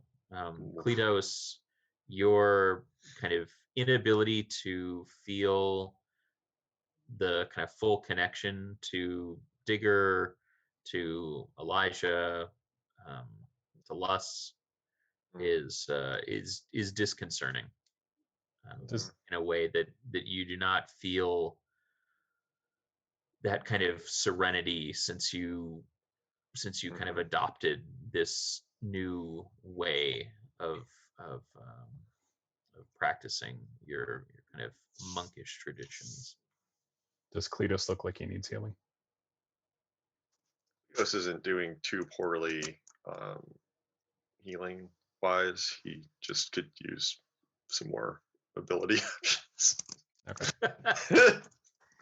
Does he look like his key's a little low? Looks like his key's a little Your key a low. little low. I He can't looks lost help a you your with little that. keys. sluggish. He looks hardy but sluggish. That's a pretty good. I mean, I think the way that Beard described it sounds pretty like he's a little worn out. He's a little stressed out, which is weird for him. So Rock is going to make his way out towards the perimeter. I'm following Rock right behind him. Yeah, I cast light on my rapier and go outside. All right. I think. So you said there's like two groups, sort of like one on either side, or? Yeah. They've kind of spread out towards the outskirts of the village, and they're they're kind of addressing where they heard the howls come from, essentially. As you cast light, Horatio, you see it kind of illuminate less brightly than typically. And as you light it up, you notice that fireflies around you begin to flock, and they seem to radiate with a Do I kind notice? of magical light. Do I notice this? What did you say, Lom? Sorry. Do I notice fireflies going around him? I don't know. Make me a perception check.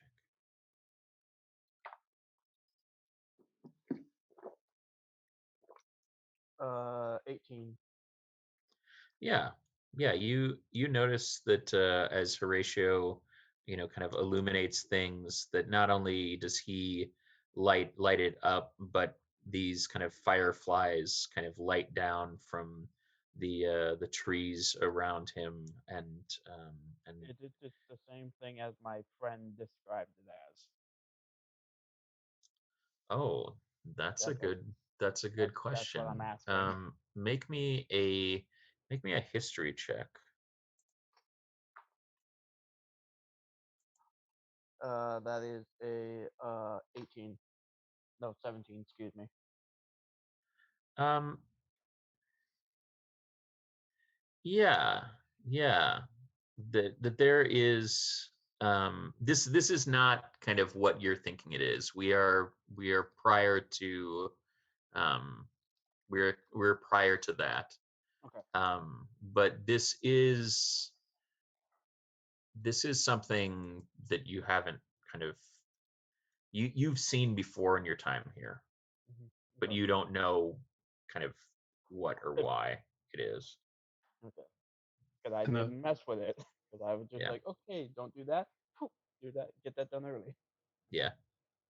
No, this is kind of last light, so we're gonna say it's probably kind of 9 or so, Okay. 8 or 9. 8 or 9. Okay. Um, okay. When you light up, you said you lit up your rapier. Mm-hmm. So as you light it up, and it kind of sparks bright, and then kind of dims, and you see these kind of fireflies come out and kind of illuminate near it. You can also make me a perception check.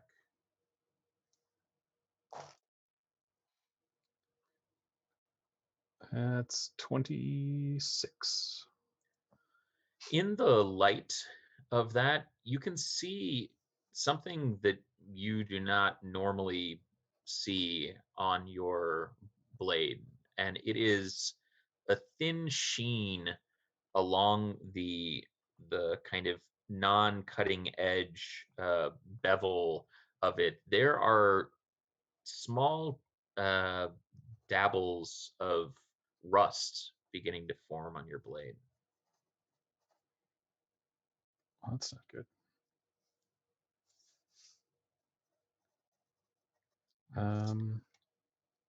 Are the villagers, do they have metal weapons, or are they using non-metal weapons? They're using non-metal weapons. Okay. Well, Ah, so it seems to us that they are like, we kind of have a better idea of where things are coming from than they do. Yes. Yeah. These are untrained in the kind of art of combat. Kleatos is going to be like, "Hey Horatio, can you light up my gloves?" let's see. Yep, I do the same thing to his gloves. Okay. And Kleatos is going to. This way you can see me. I'm gonna go scout out from up in the trees, and Kleatos is gonna in sort of the direction where things actually seem to be versus where the villagers think. he's going to use his sweet new minnow shoes to jump up about 20 feet into the trees. And he's gonna like try to keep an eye out below and sort of like crouching tiger, hidden dragon through the trees, like Okay. get a lay of the land and see what he can see. When you threat-wise. jump up into the tree, the glow from your mitts begins to dim, and you see your boots begin to glow around the same level. Huh. The footsteps as you crouching tiger, hidden dragon also illuminates the branches of the trees that you're touching. Kind of convenient. That's cool.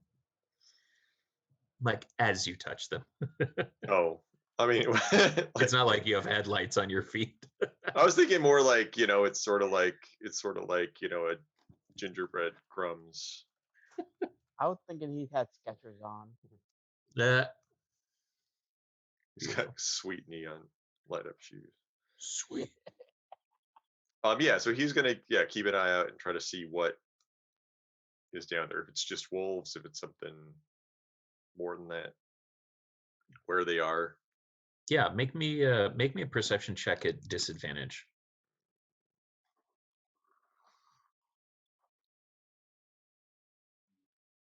But 9. There's a lot of wolves. You don't know how many, but there's quite a good number. Do they seem like from what we were able to see on the ground and what I'm seeing, does it feel like they are just there and are near the village, or that they have designs upon the village and its inhabitants? You know, like, are they like, because, you know, sometimes like there's just wolves in the distance, right? You know. No, these wolves are circling. You can tell that they're moving below you with intention. Okay. He'll sort of hop on back to everybody and report back what he's seen. But there's a lot of wolves out there, and they ain't here to play. All right, let me try something. So I want to cast Minor Illusion. I want to make an image of a deer appear, and then when I can tell the wolves have seen it, I want to make it run away. So I want to see if they'll give chase. Okay. As you cast that, you see that the deer, it does not appear as you intended. It has sunken eyes into its skull, and the flesh is receding from around its teeth. And there are kind of large swaths of its hide that are missing as it begins to bound off. A piece of its antler cracks and breaks off as it moves into the brush.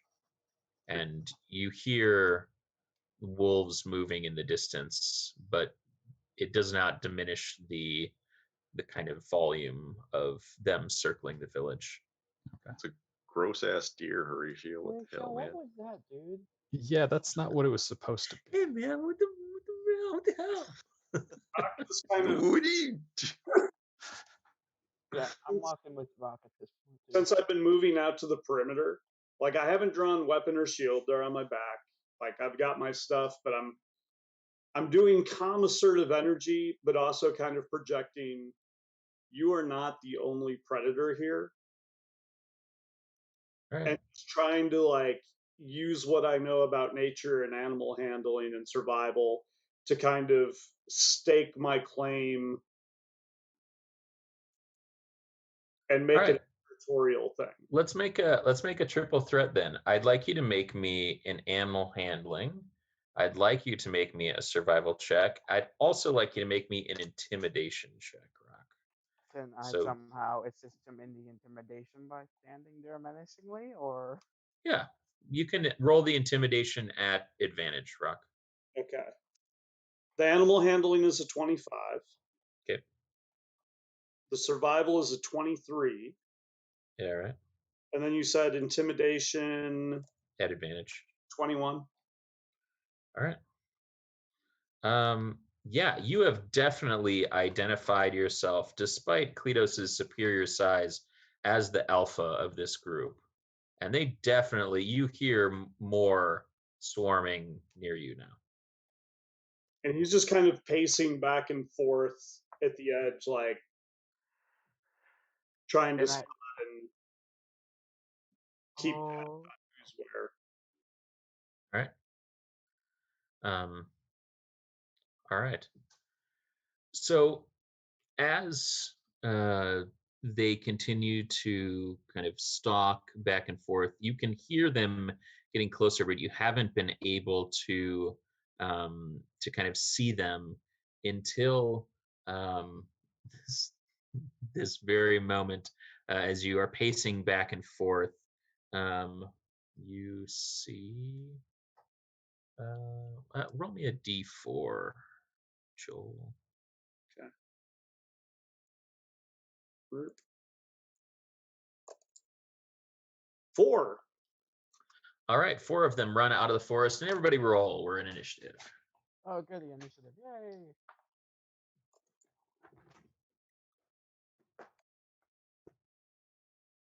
18. 24. 21. Un momento.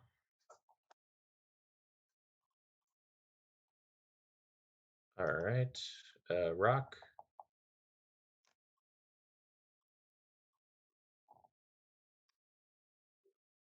14. Kleatos. 21.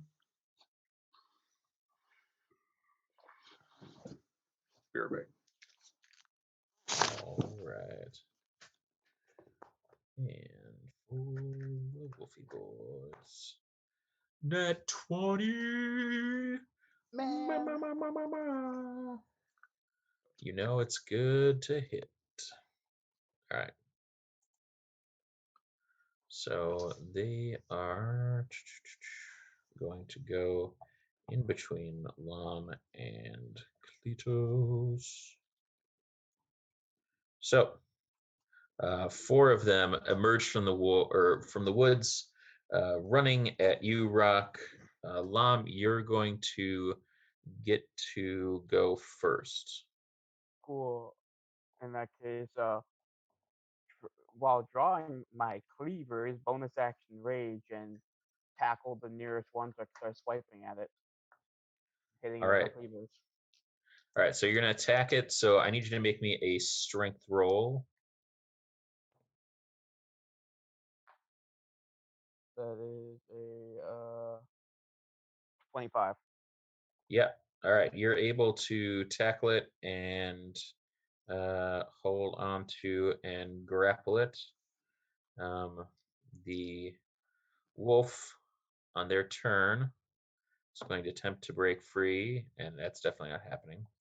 But the other 3 are going to come in, and 1 is going to attack you, Lom. 2 are going to attack Joel. Whoo! DM is hot tonight. Rolled a 10 for one of the attacks on Joel, a 19 for the other, and then Lom, for you, welcome back to combat, nat 20. Mother fuck. Yeah. All right. Hey. So 25 for that, 24 and 14. So 25 minus Yeah. divided by. Is it All right, half or so is it magic then attack? damage is going to be 18, 27 piercing damage on you, Lom. Okay. And then On Joel, it's going to be 13 piercing damage. And I need you both to make strength saving throws. 18. All right. Not knocked prone. Natural 20. And not knocked prone. All right. That is the wolf's turn. Kleatos B'Goar. All right. Kleatos is going to get out there. He's going to attack the one that is one of the ones that isn't otherwise engaged, because he feels like Lom and Rock can handle a wolf. And so he will jump in and just sort of kick one of the wolves right in the snout, and then just punch down on top of its head. So that's two attacks. So make me a nature check real quick, Kleatos. Okay.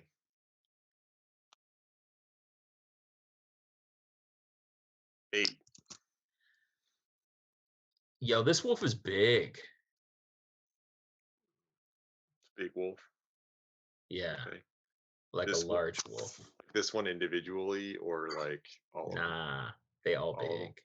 They all big. He's probably pretty familiar with this kind of wolf, since it's Elijah's favorite kind of wolf.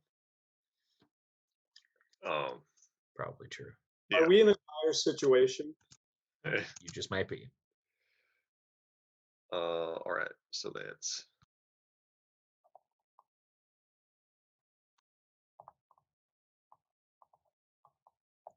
23 and a 16 to hit. Yep, those both hit.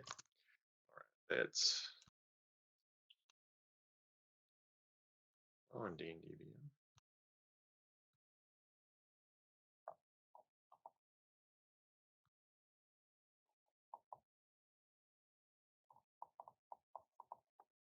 That is a total of 24 magical bludgeoning. Or, sorry, wait, no, he has the teeth out, so that is 28 magical slashing damage. And then he is going to bonus action, or not bonus action, he's going to use half his movement to disengage, and then he is going to run 25 feet up the nearest tree. Okay. And that will be his turn. All right. Excellent. Does he see any more, or just the 4 currently? Just the 4. Okay. Okay. Horatio, you're up. All right. So rapier in one hand, Horatio will take out the knock knock book joke in the other hand. Okay. He's out of spells a lot. A knock knock book? Yeah. He missed a lot. Let's see. I assume you want me to roll a D100. Yeah, that would be good. That is 10. All right. So say knock knock. Wait for the wolf to say who's there. Ruff, ruff. Deja. Ruff, Of course, ruff, the ruff. wolf would say deja vu, and then Horatio says knock knock, and he needs to make a wisdom save. That's beautiful.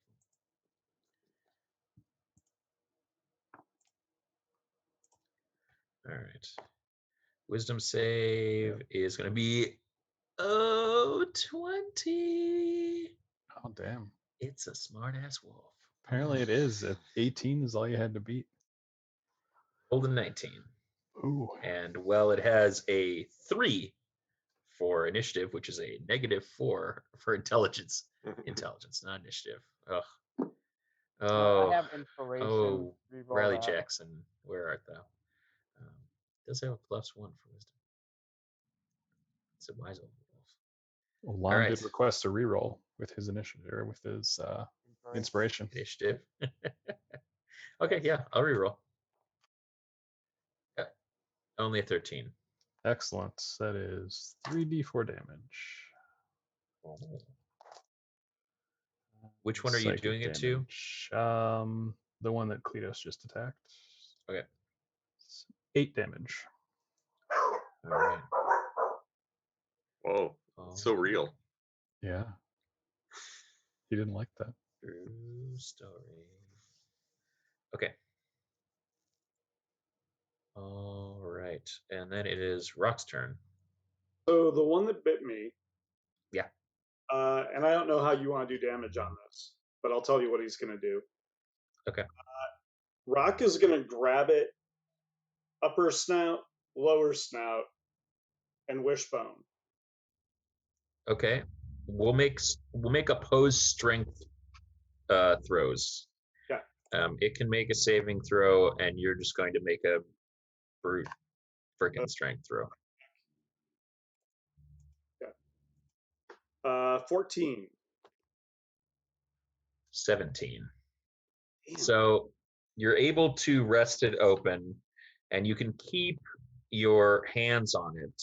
It's not going to like clamp down on you, but you're not going to be able to like rend it asunder on this Can I turn. maintain it like a grapple? We'll find out on their turn. Yeah. Okay. All right. So we are at the top of the pop with Lom.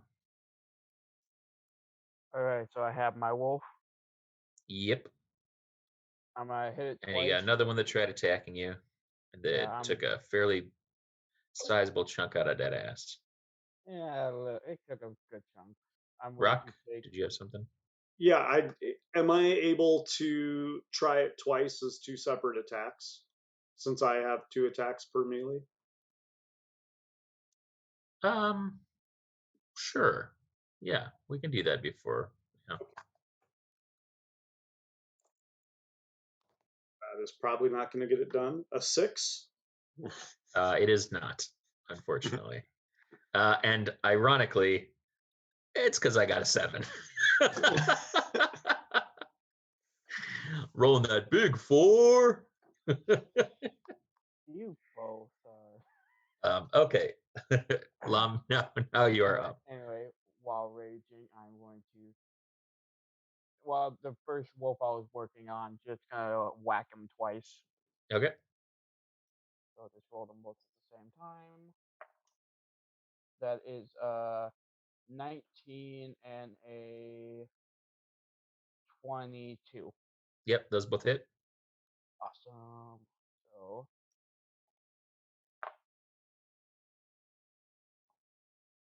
that'll be 12 damage for the first hit and 10 damage for the second. All right.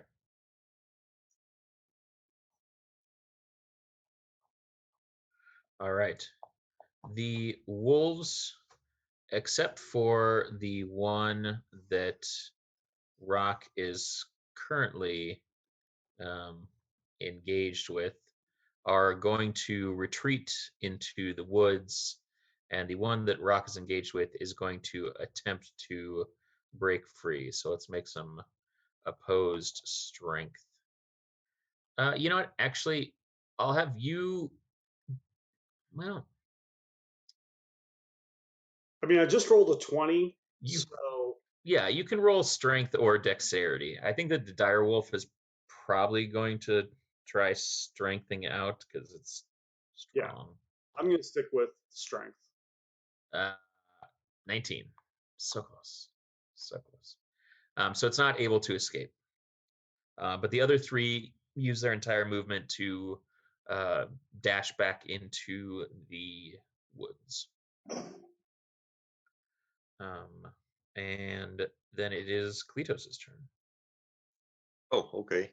Kleatos watches him run away. He's like, cool, that's great. That's sort of what I wanted. And then he looks down and sees that Rock's having some trouble. So he'll run another 5 feet up the tree, and then he'll just kind of flip back off the tree and sort of land on the he'll land on the dire wolf, sort of like bucking bronco style, like just Like I'm gonna wrangle me this dire wolf after I squish it a little bit. So let me just Are you gonna go rodeo on this dire wolf? happening. That's 24 to hit. Yeah, it is. All right, that is just a second.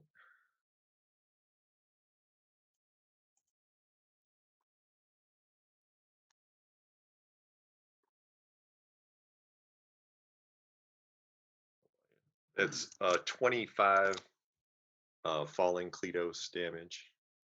And then he's going to be like, hey Rock, here to help you out from this end. And then he'll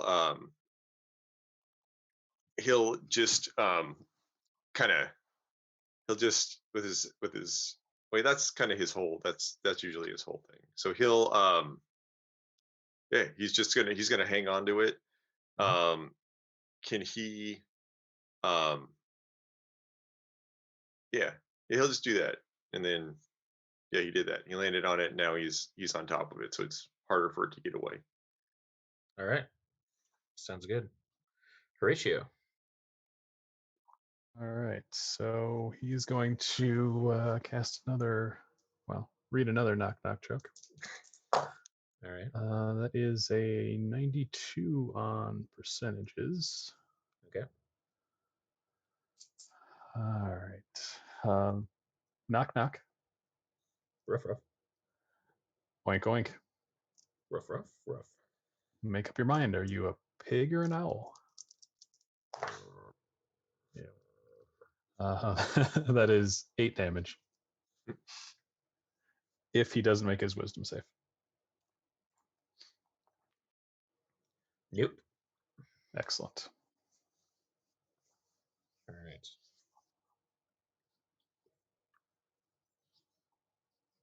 All right. And Rock. You are holding the maw of a large beast that your friend is riding, and your other friend is telling knock-knock jokes to. Tasty boys. While still in the calm assertive energy, Rock is going to get like eye to eye with this thing while holding its muzzle. And he's going to say, it's fine, Kleatos. Everything's under control. And he's going to then like look dead into the eyes and be like, it's fine, right? Are things fine? Make an intimidation check. 21. Yeah. And then he's going to let the dog go so that it can run into the woods and rejoin its pals. Okay. Kleatos, are you riding it into the woods? I want to see where it lives. All right, sounds good. Kleatos goes riding off on the dire wolf, and somehow grab him before he. Then we are at the top of the pop. Lom. Is the wolf running anywhere near me? No. The wolf is taken off. Well, I mean, is he gonna run past me at all? Or no?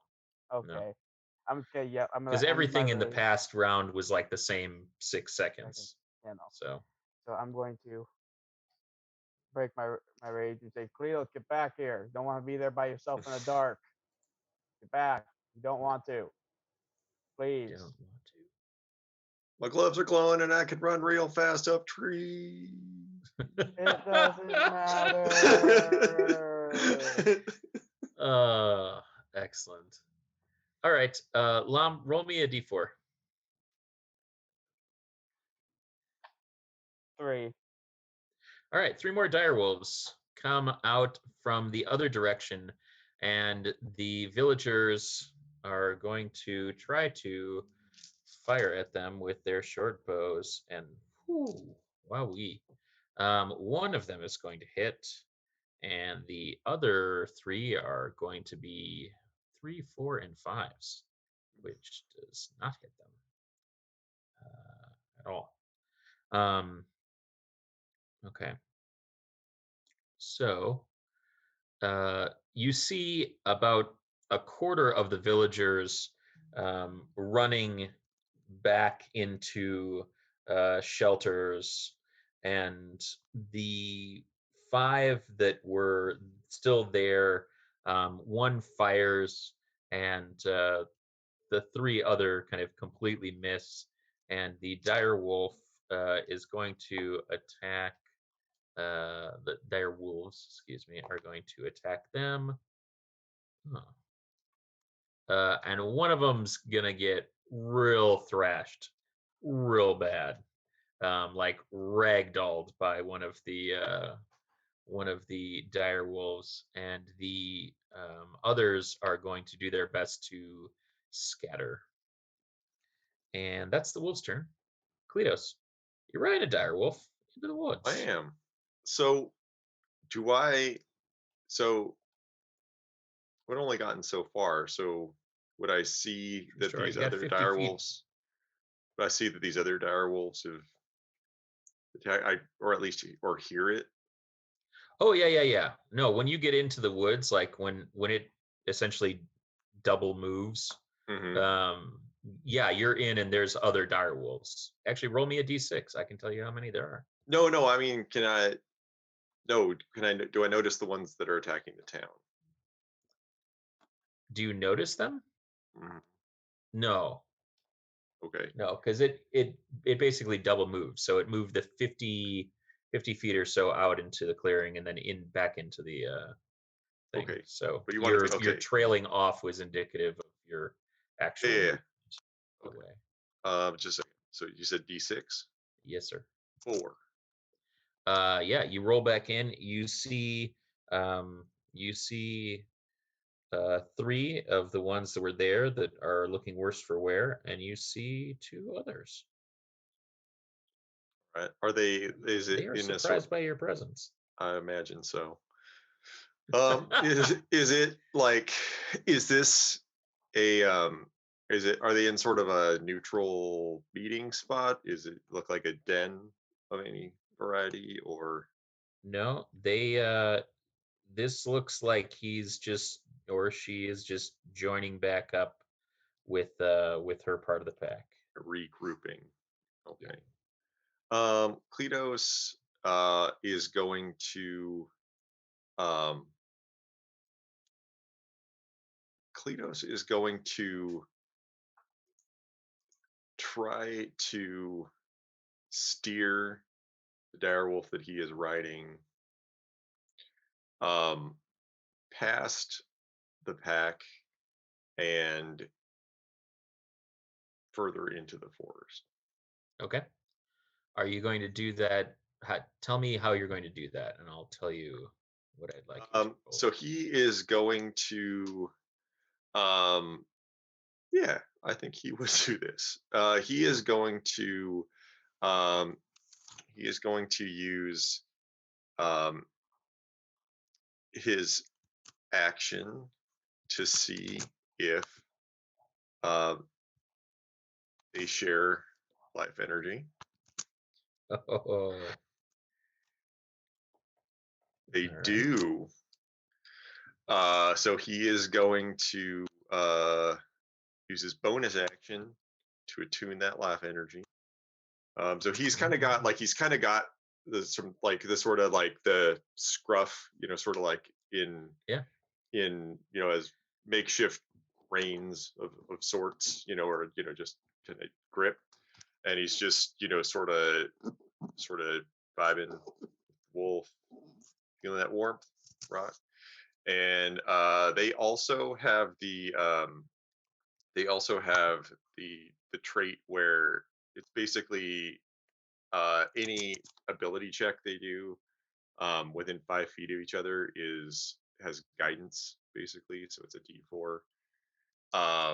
And he is going to just try same to attunement as with the tree, huh? mess with the tree. Yep. And so he is just going to try to he's kind of out of actions right now. He's going to just try to use that newfound connection to urge his new life buddy to go home. Oh, Take me to sun. All right. Okay. You're gonna, you just go blowing by the other 5 and you're running deeper and deeper into the forest. Cool. Okie dokie. Next up, Horatio. So the villager that got attacked, are they dead or did they run away? The villager that got attacked does not look like they're conscious right now. Okay. So I'm going to move over to them, cast Cure Wounds at level 2. Okay. Because that's the only spell slot I have left. That is 11 health. And then I'm going to put myself between them and the wolves. All right. You are able to essentially bring them back, and they kind of, and then they see like their wounds healing, and they like pass out from the pain. Okay. But you have saved them from the brink of death. So nice.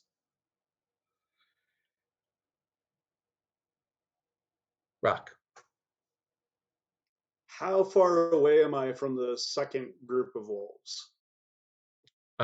You're probably about, I don't know. It's basically came in on the other side of the village, and then kind of chased them back towards the middle. So I don't know, maybe like 30 feet at this point. Okay, I can make that. We'll say it's going to take your movement, but I'll let you get there. Okay. Rock is going to run to the closest one, grab it by the scruff of the neck, Yep. spin and slam it into the ground, pinning it down. Okay. Let's do strength rolls. Ooh, pretty good. 11. 19. You should be so much better at these strength rolls. Well, for some context too, they are dire wolves, so they're large beasts, and you are not a large beast. But I'm just saying. Of all the stats I could roll and expect to do well on, though. Yeah, but being a large beast, they're also getting +3 to their strength. So even when I do, pooch it a little bit, it's still not terrible. All right, I'm going to try for the second go. Okay. 20. That one you will succeed on.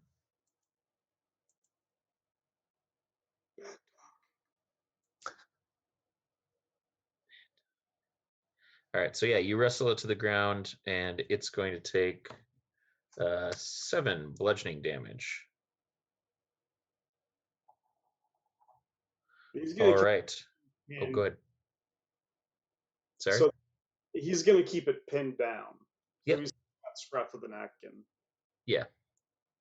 I just felt like it should do some bludgeoning damage since you were trying to, kind of suplex it.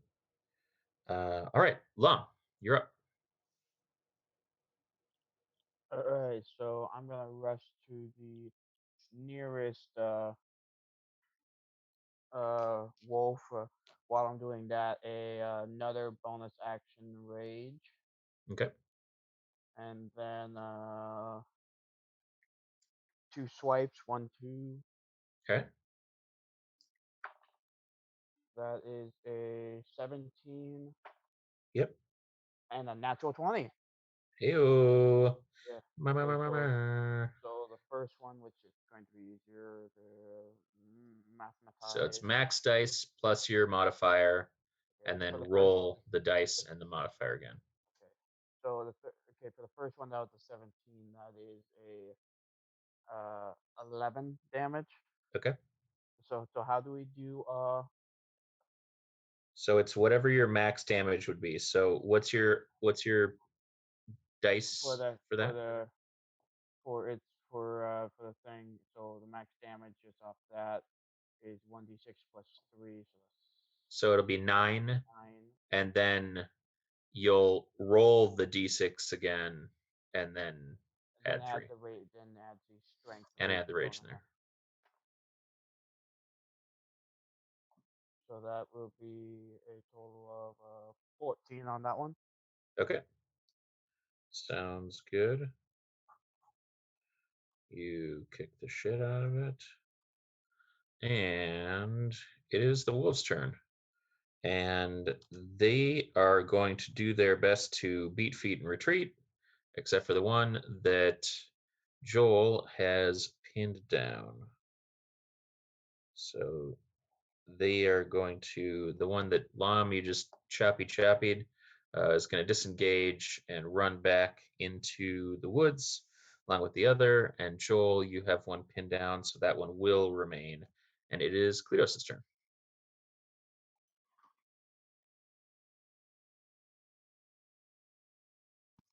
Hey, everybody. I'm unmuted now. Not unmuted. That's true. Kleatos is going to continue to see where this wolf ride takes him. All right. This thing is bounding deeper and deeper into the woods, and it's going to move 100 feet deeper. Great. All right. It's a little slower than me, but that's okay. Yeah, well, can't all be perfect. Horatio. All right, so I will take my rapier and stab the wolf that Rock has. Okay. Wolf. That is That's what they say. 13. 13, you say? Yeah, I do. Well, you know what I say to that? It doesn't hit. Kind of what I figured. Okay. I'm so pleased with myself. What an asshole. DM guy. DM guy. Don't you give him that. Oh, come on. Look, I can only do it on weeks where Digger's not here. That's fair. All right, Rock. You're holding one. Horatio attempted to stab it. It did not work. Should I get it? At me. Say that again. Sorry. I'm just glad that Horatio didn't stab me. Yeah. Should I get Well- advantage? No. No. It's being held down. It's a large beast, and it's being wrestled by a not large beast. So Yeah, it's I'm being- going to say this thing is still thrashing around. The strength grapple that Joel has on it is basically allowing him to hold onto it, but not necessarily controlling the rest of everything, you know? All It's right. like when you try holding a dog down and it thrashes around. It's thrashing. Fair. So Rock is going to go for a similar thing where he's just going to get eye to eye with it, Yeah. stare like into its soul as much as he can, projecting like bonded with the tree. I believe that you and I are one, but I will kill you dead if you keep fucking with me. So, oh, is All right, like make an intimidation check. 13. This one is not as easily swayed. Okay. So since I've got him by the scruff, Yeah. yank up and back into the ground. All right. Just yeah. Let's make me an attack roll, Okay. or you can just do it for damage. You can just roll damage. Roll damage. Okay. Yeah. 9. All right. Boom. And would the intimidate would be one of the actions, right? Yeah. Okay. You're basically using that. Anytime I think about it, I always think of like what can feasibly happen in 6 seconds. Yeah. So, but yeah. So All you right. just pound and continue to hold it down. Yep. All right. Maybe So. you don't need to poke it. Okay. Fine. Lom, it's your turn. So it's obviously staying its ground and not leaving. The one that Joel is holding. Yeah, because it tried to do the intimidate. I can tell they tried to intimidate it and it's standing its ground then. Well, he's like grappling it. Okay. So it doesn't currently have the option to leave. Okay. Fair enough. I'm just gonna kind of just saunter over and swipe with my cleavers. Okay.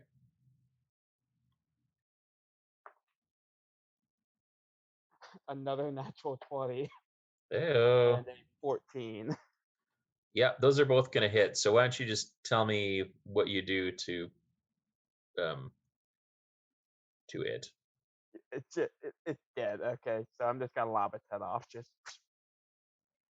All right. So you do that, and the blood sprays all over Rock and Horatio.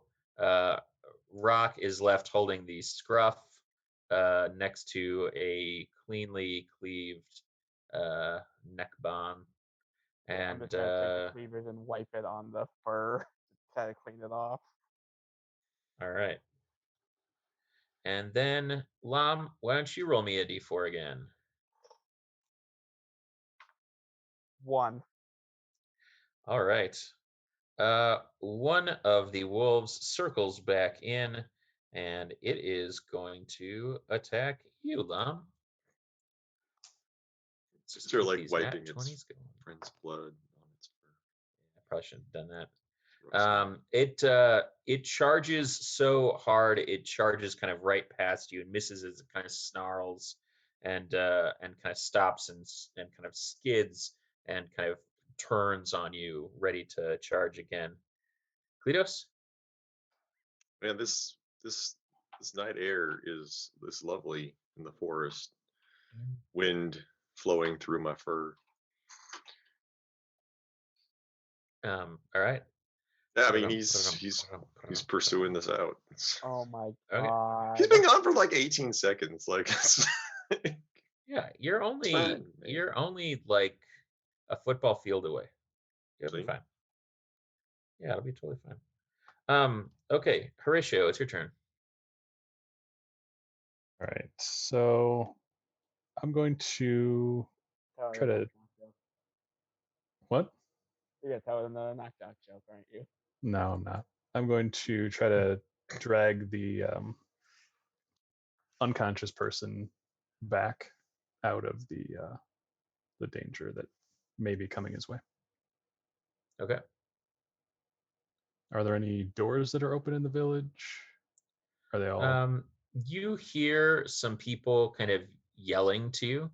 Okay. And a couple of the villagers that were kind of just like kind of randomly shooting in the dark kind of rally around you and get between you and the kind of outskirts, and they keep their bows drawn, but they aren't just kind of wildly firing anymore.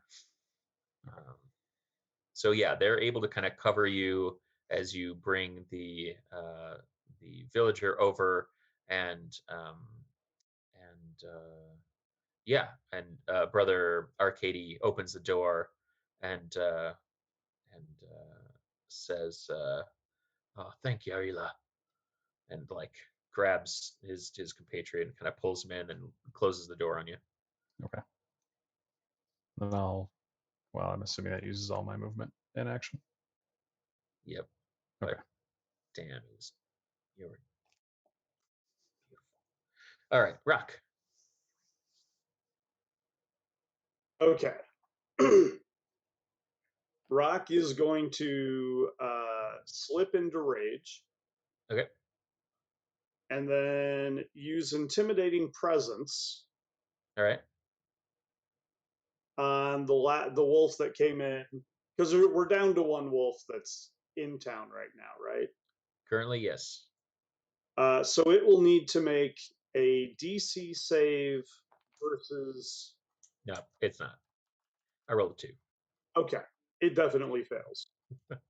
And it is downright frightened of me until the end of my next turn. Okay. Which should cause it to run away. It's true story. All right. Does it do that? Is there a reaction involved, or is it on their turn? There isn't a react. If there isn't a reaction, then if it's afraid of you, it will use its entire movement. It'll basically like move and dash to get away from you on its turn. That is my understanding. Okay. All right. Just want to make sure. All right. Top of the pops. It's Lom. I'm gonna rush at it and choppy All right. chop. It is terrified of rock, and you are using that terror and leveraging it to murder. 16 and 18. Yep, they both hit. All right, so. Oh wow, that is a horrible. So that is the first one. Then is a 5 damage. Okay. That's a horrible roll. And the second one is it's going to be 13 damage. All right. Yeah. You put that one down. Oh. Awesome. Okay. And then, well, who hasn't rolled for wolves yet? Horatio. How about you, buddy? Roll me a d4. Roll low. 2. 2. Oh, what do you know? You got that villager back in, and 2 more direwolves come bursting out of the wood, and they're coming for you. But as a reaction, I'm gonna let these villagers take some pot shots, and we'll see how they do. Wow, they're terrible. Okay. Instead, I rolled a 3, a 4, and a 5 again. Instead, they're going to. How are they alive? What's that? How are they alive? This village should be burnt to the ground by wolves. Yeah, you're not wrong. Fire wolves. The arrows go whizzing by, and the 3 villagers, well, 2 of them are going to get attacked by the wolves. Oh, man. Rolled real bad on one, but real good on the other. So one is going to take, one is going to go down and be ripped up about as bad as the other boy. Kleatos. Riding that right? Right. Yeah. Yeah. Highway to the danger zone. Dire zone. Dire zone. Horatio, it's your turn.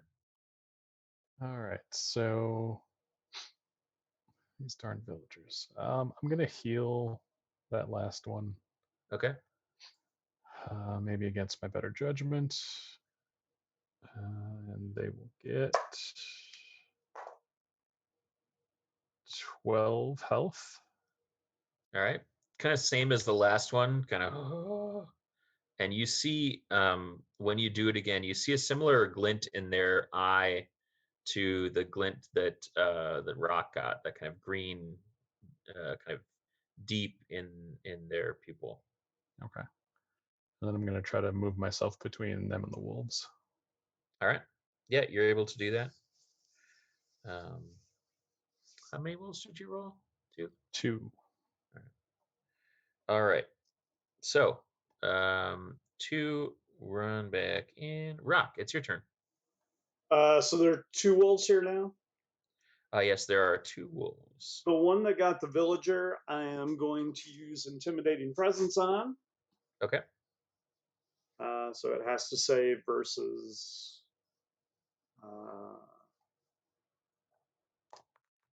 15. What kind of save is it? Wisdom? Yes. 18. All right, so that did not do much good. I will close the distance and Cool. wrangle him down. All right. What is the intimidating presence? It's what I used last turn. Yeah, but like, like, do you use it as an action? Can you change the target of it? Is it a Oh yeah, you can effect? action. Say that again. I can use it as an action. Okay. Then I'm going to say you can close the distance, but you won't be able to also like attack it. Like you basically did your like, and it was like, and then you like charged it. Does that make sense? Yeah, but I can attack twice a turn, which would be like one action, one attack, right? But it doesn't work like that. Okay. It's like if you're making 2 attacks per turn, like it's 2 attacks. You don't get an action and an attack. Those 2 attacks are your action. Okay. Does that make sense? Yeah, a little. I always kind of viewed him as like, and then you get this other action to do the separate. No, it's another attack, but it's not an additional action. Like you couldn't like cast 2 spells using that. Okay. It's basically like, yeah, okay, sorry. All right, moving on. I'm not sorry. I'm glad we wrapped an understanding. Yeah. All right. All right, then Lom, it's your turn. Run up to the other wolf that is not being taken care of by Rock, and I'm just gonna keep hacking at everything All at right, this point. hack away. Hack. These two. That is a 24 to hit and a 26 to hit. Yep, those are both hit. There.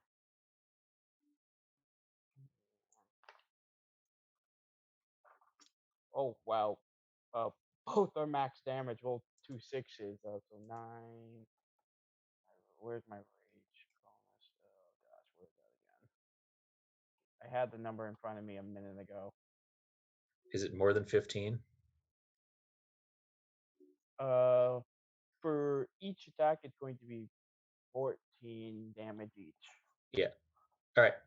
So you drop one, and when you do, the other wolf there kind of lets out a kind of ear-piercing scream, and then kind of looks directly at you, Rock, and you hear the wolves howl in the distance in response, and it takes off in the direction that Kleatos rode often. And we'll find where his magical wolfstery tour takes him next time on a very wonderful, very, I don't know, fantastic Fantastical. edition of D&DDT with the one and only Tasty Boys. Tasty boys. Yeah. Interdimensional. Hey, thank you everybody for watching. We made it. This has been the first taping back with Lom, featuring episode 114, Lom Time No See, and episode 115, At Lom Last. We'll be back again in 2 weeks on the 21st of April, the 3rd week, as always, here on twitch.tv/knownworldunited. I'll let the boys go around, tell you where they can find you online, doing various stuff. You can follow me, Huey Beard Walks, on Twitter, or you can see me over at our other station, twitch.tv/heel turn radio, where we stream every Tuesday, Thursday, Saturday. All right. You can find me on Instagram and Twitter at Cubicle Zombie. You can also find me on this very channel next Monday and every other Monday playing Down in Outlands. True story. I'm Warrior. You can find me at WarriorMN on Twitter and Instagram.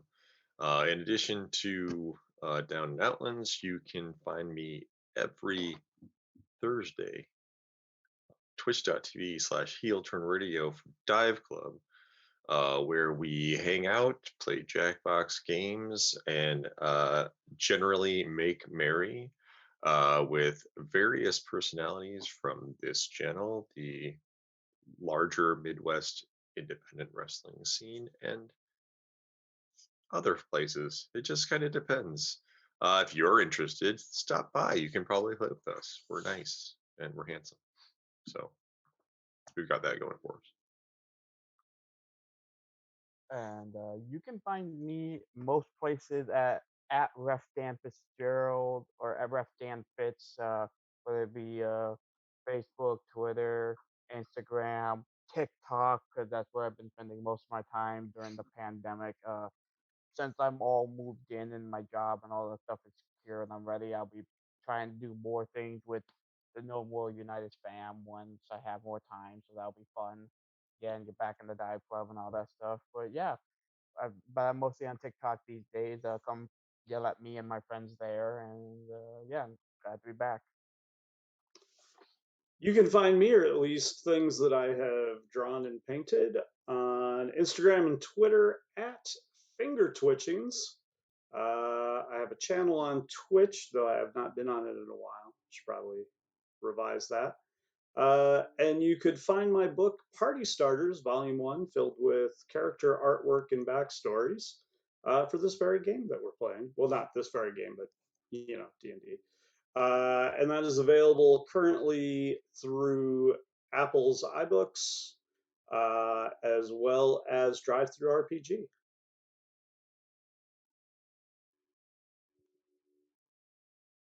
All right, I'll unmute myself so you can actually hear. So follow them, boys, and you can follow this guy at Invite, or check him out on ye old Twitchbox machine, twitch.tv/Invite18. Mm-hmm. Yeah, And Also, you on probably see him all over IWTV this weekend because it's this week is Mania WrestleMania week. pretty much. Yeah. You can check all and if of you're our watching this friends out. later, go to IWTV or independentwrestling.tv and subscribe, because it's a really great subscription. You can see the greatest that independent wrestling from across the nation has to offer. And with that, we will adjourn to our respective homes. Thank you so much for watching, and we will see you in 2 weeks. Right Bye, here on guys. twitch.tv/Unworthy United. Bye. Woo-hoo!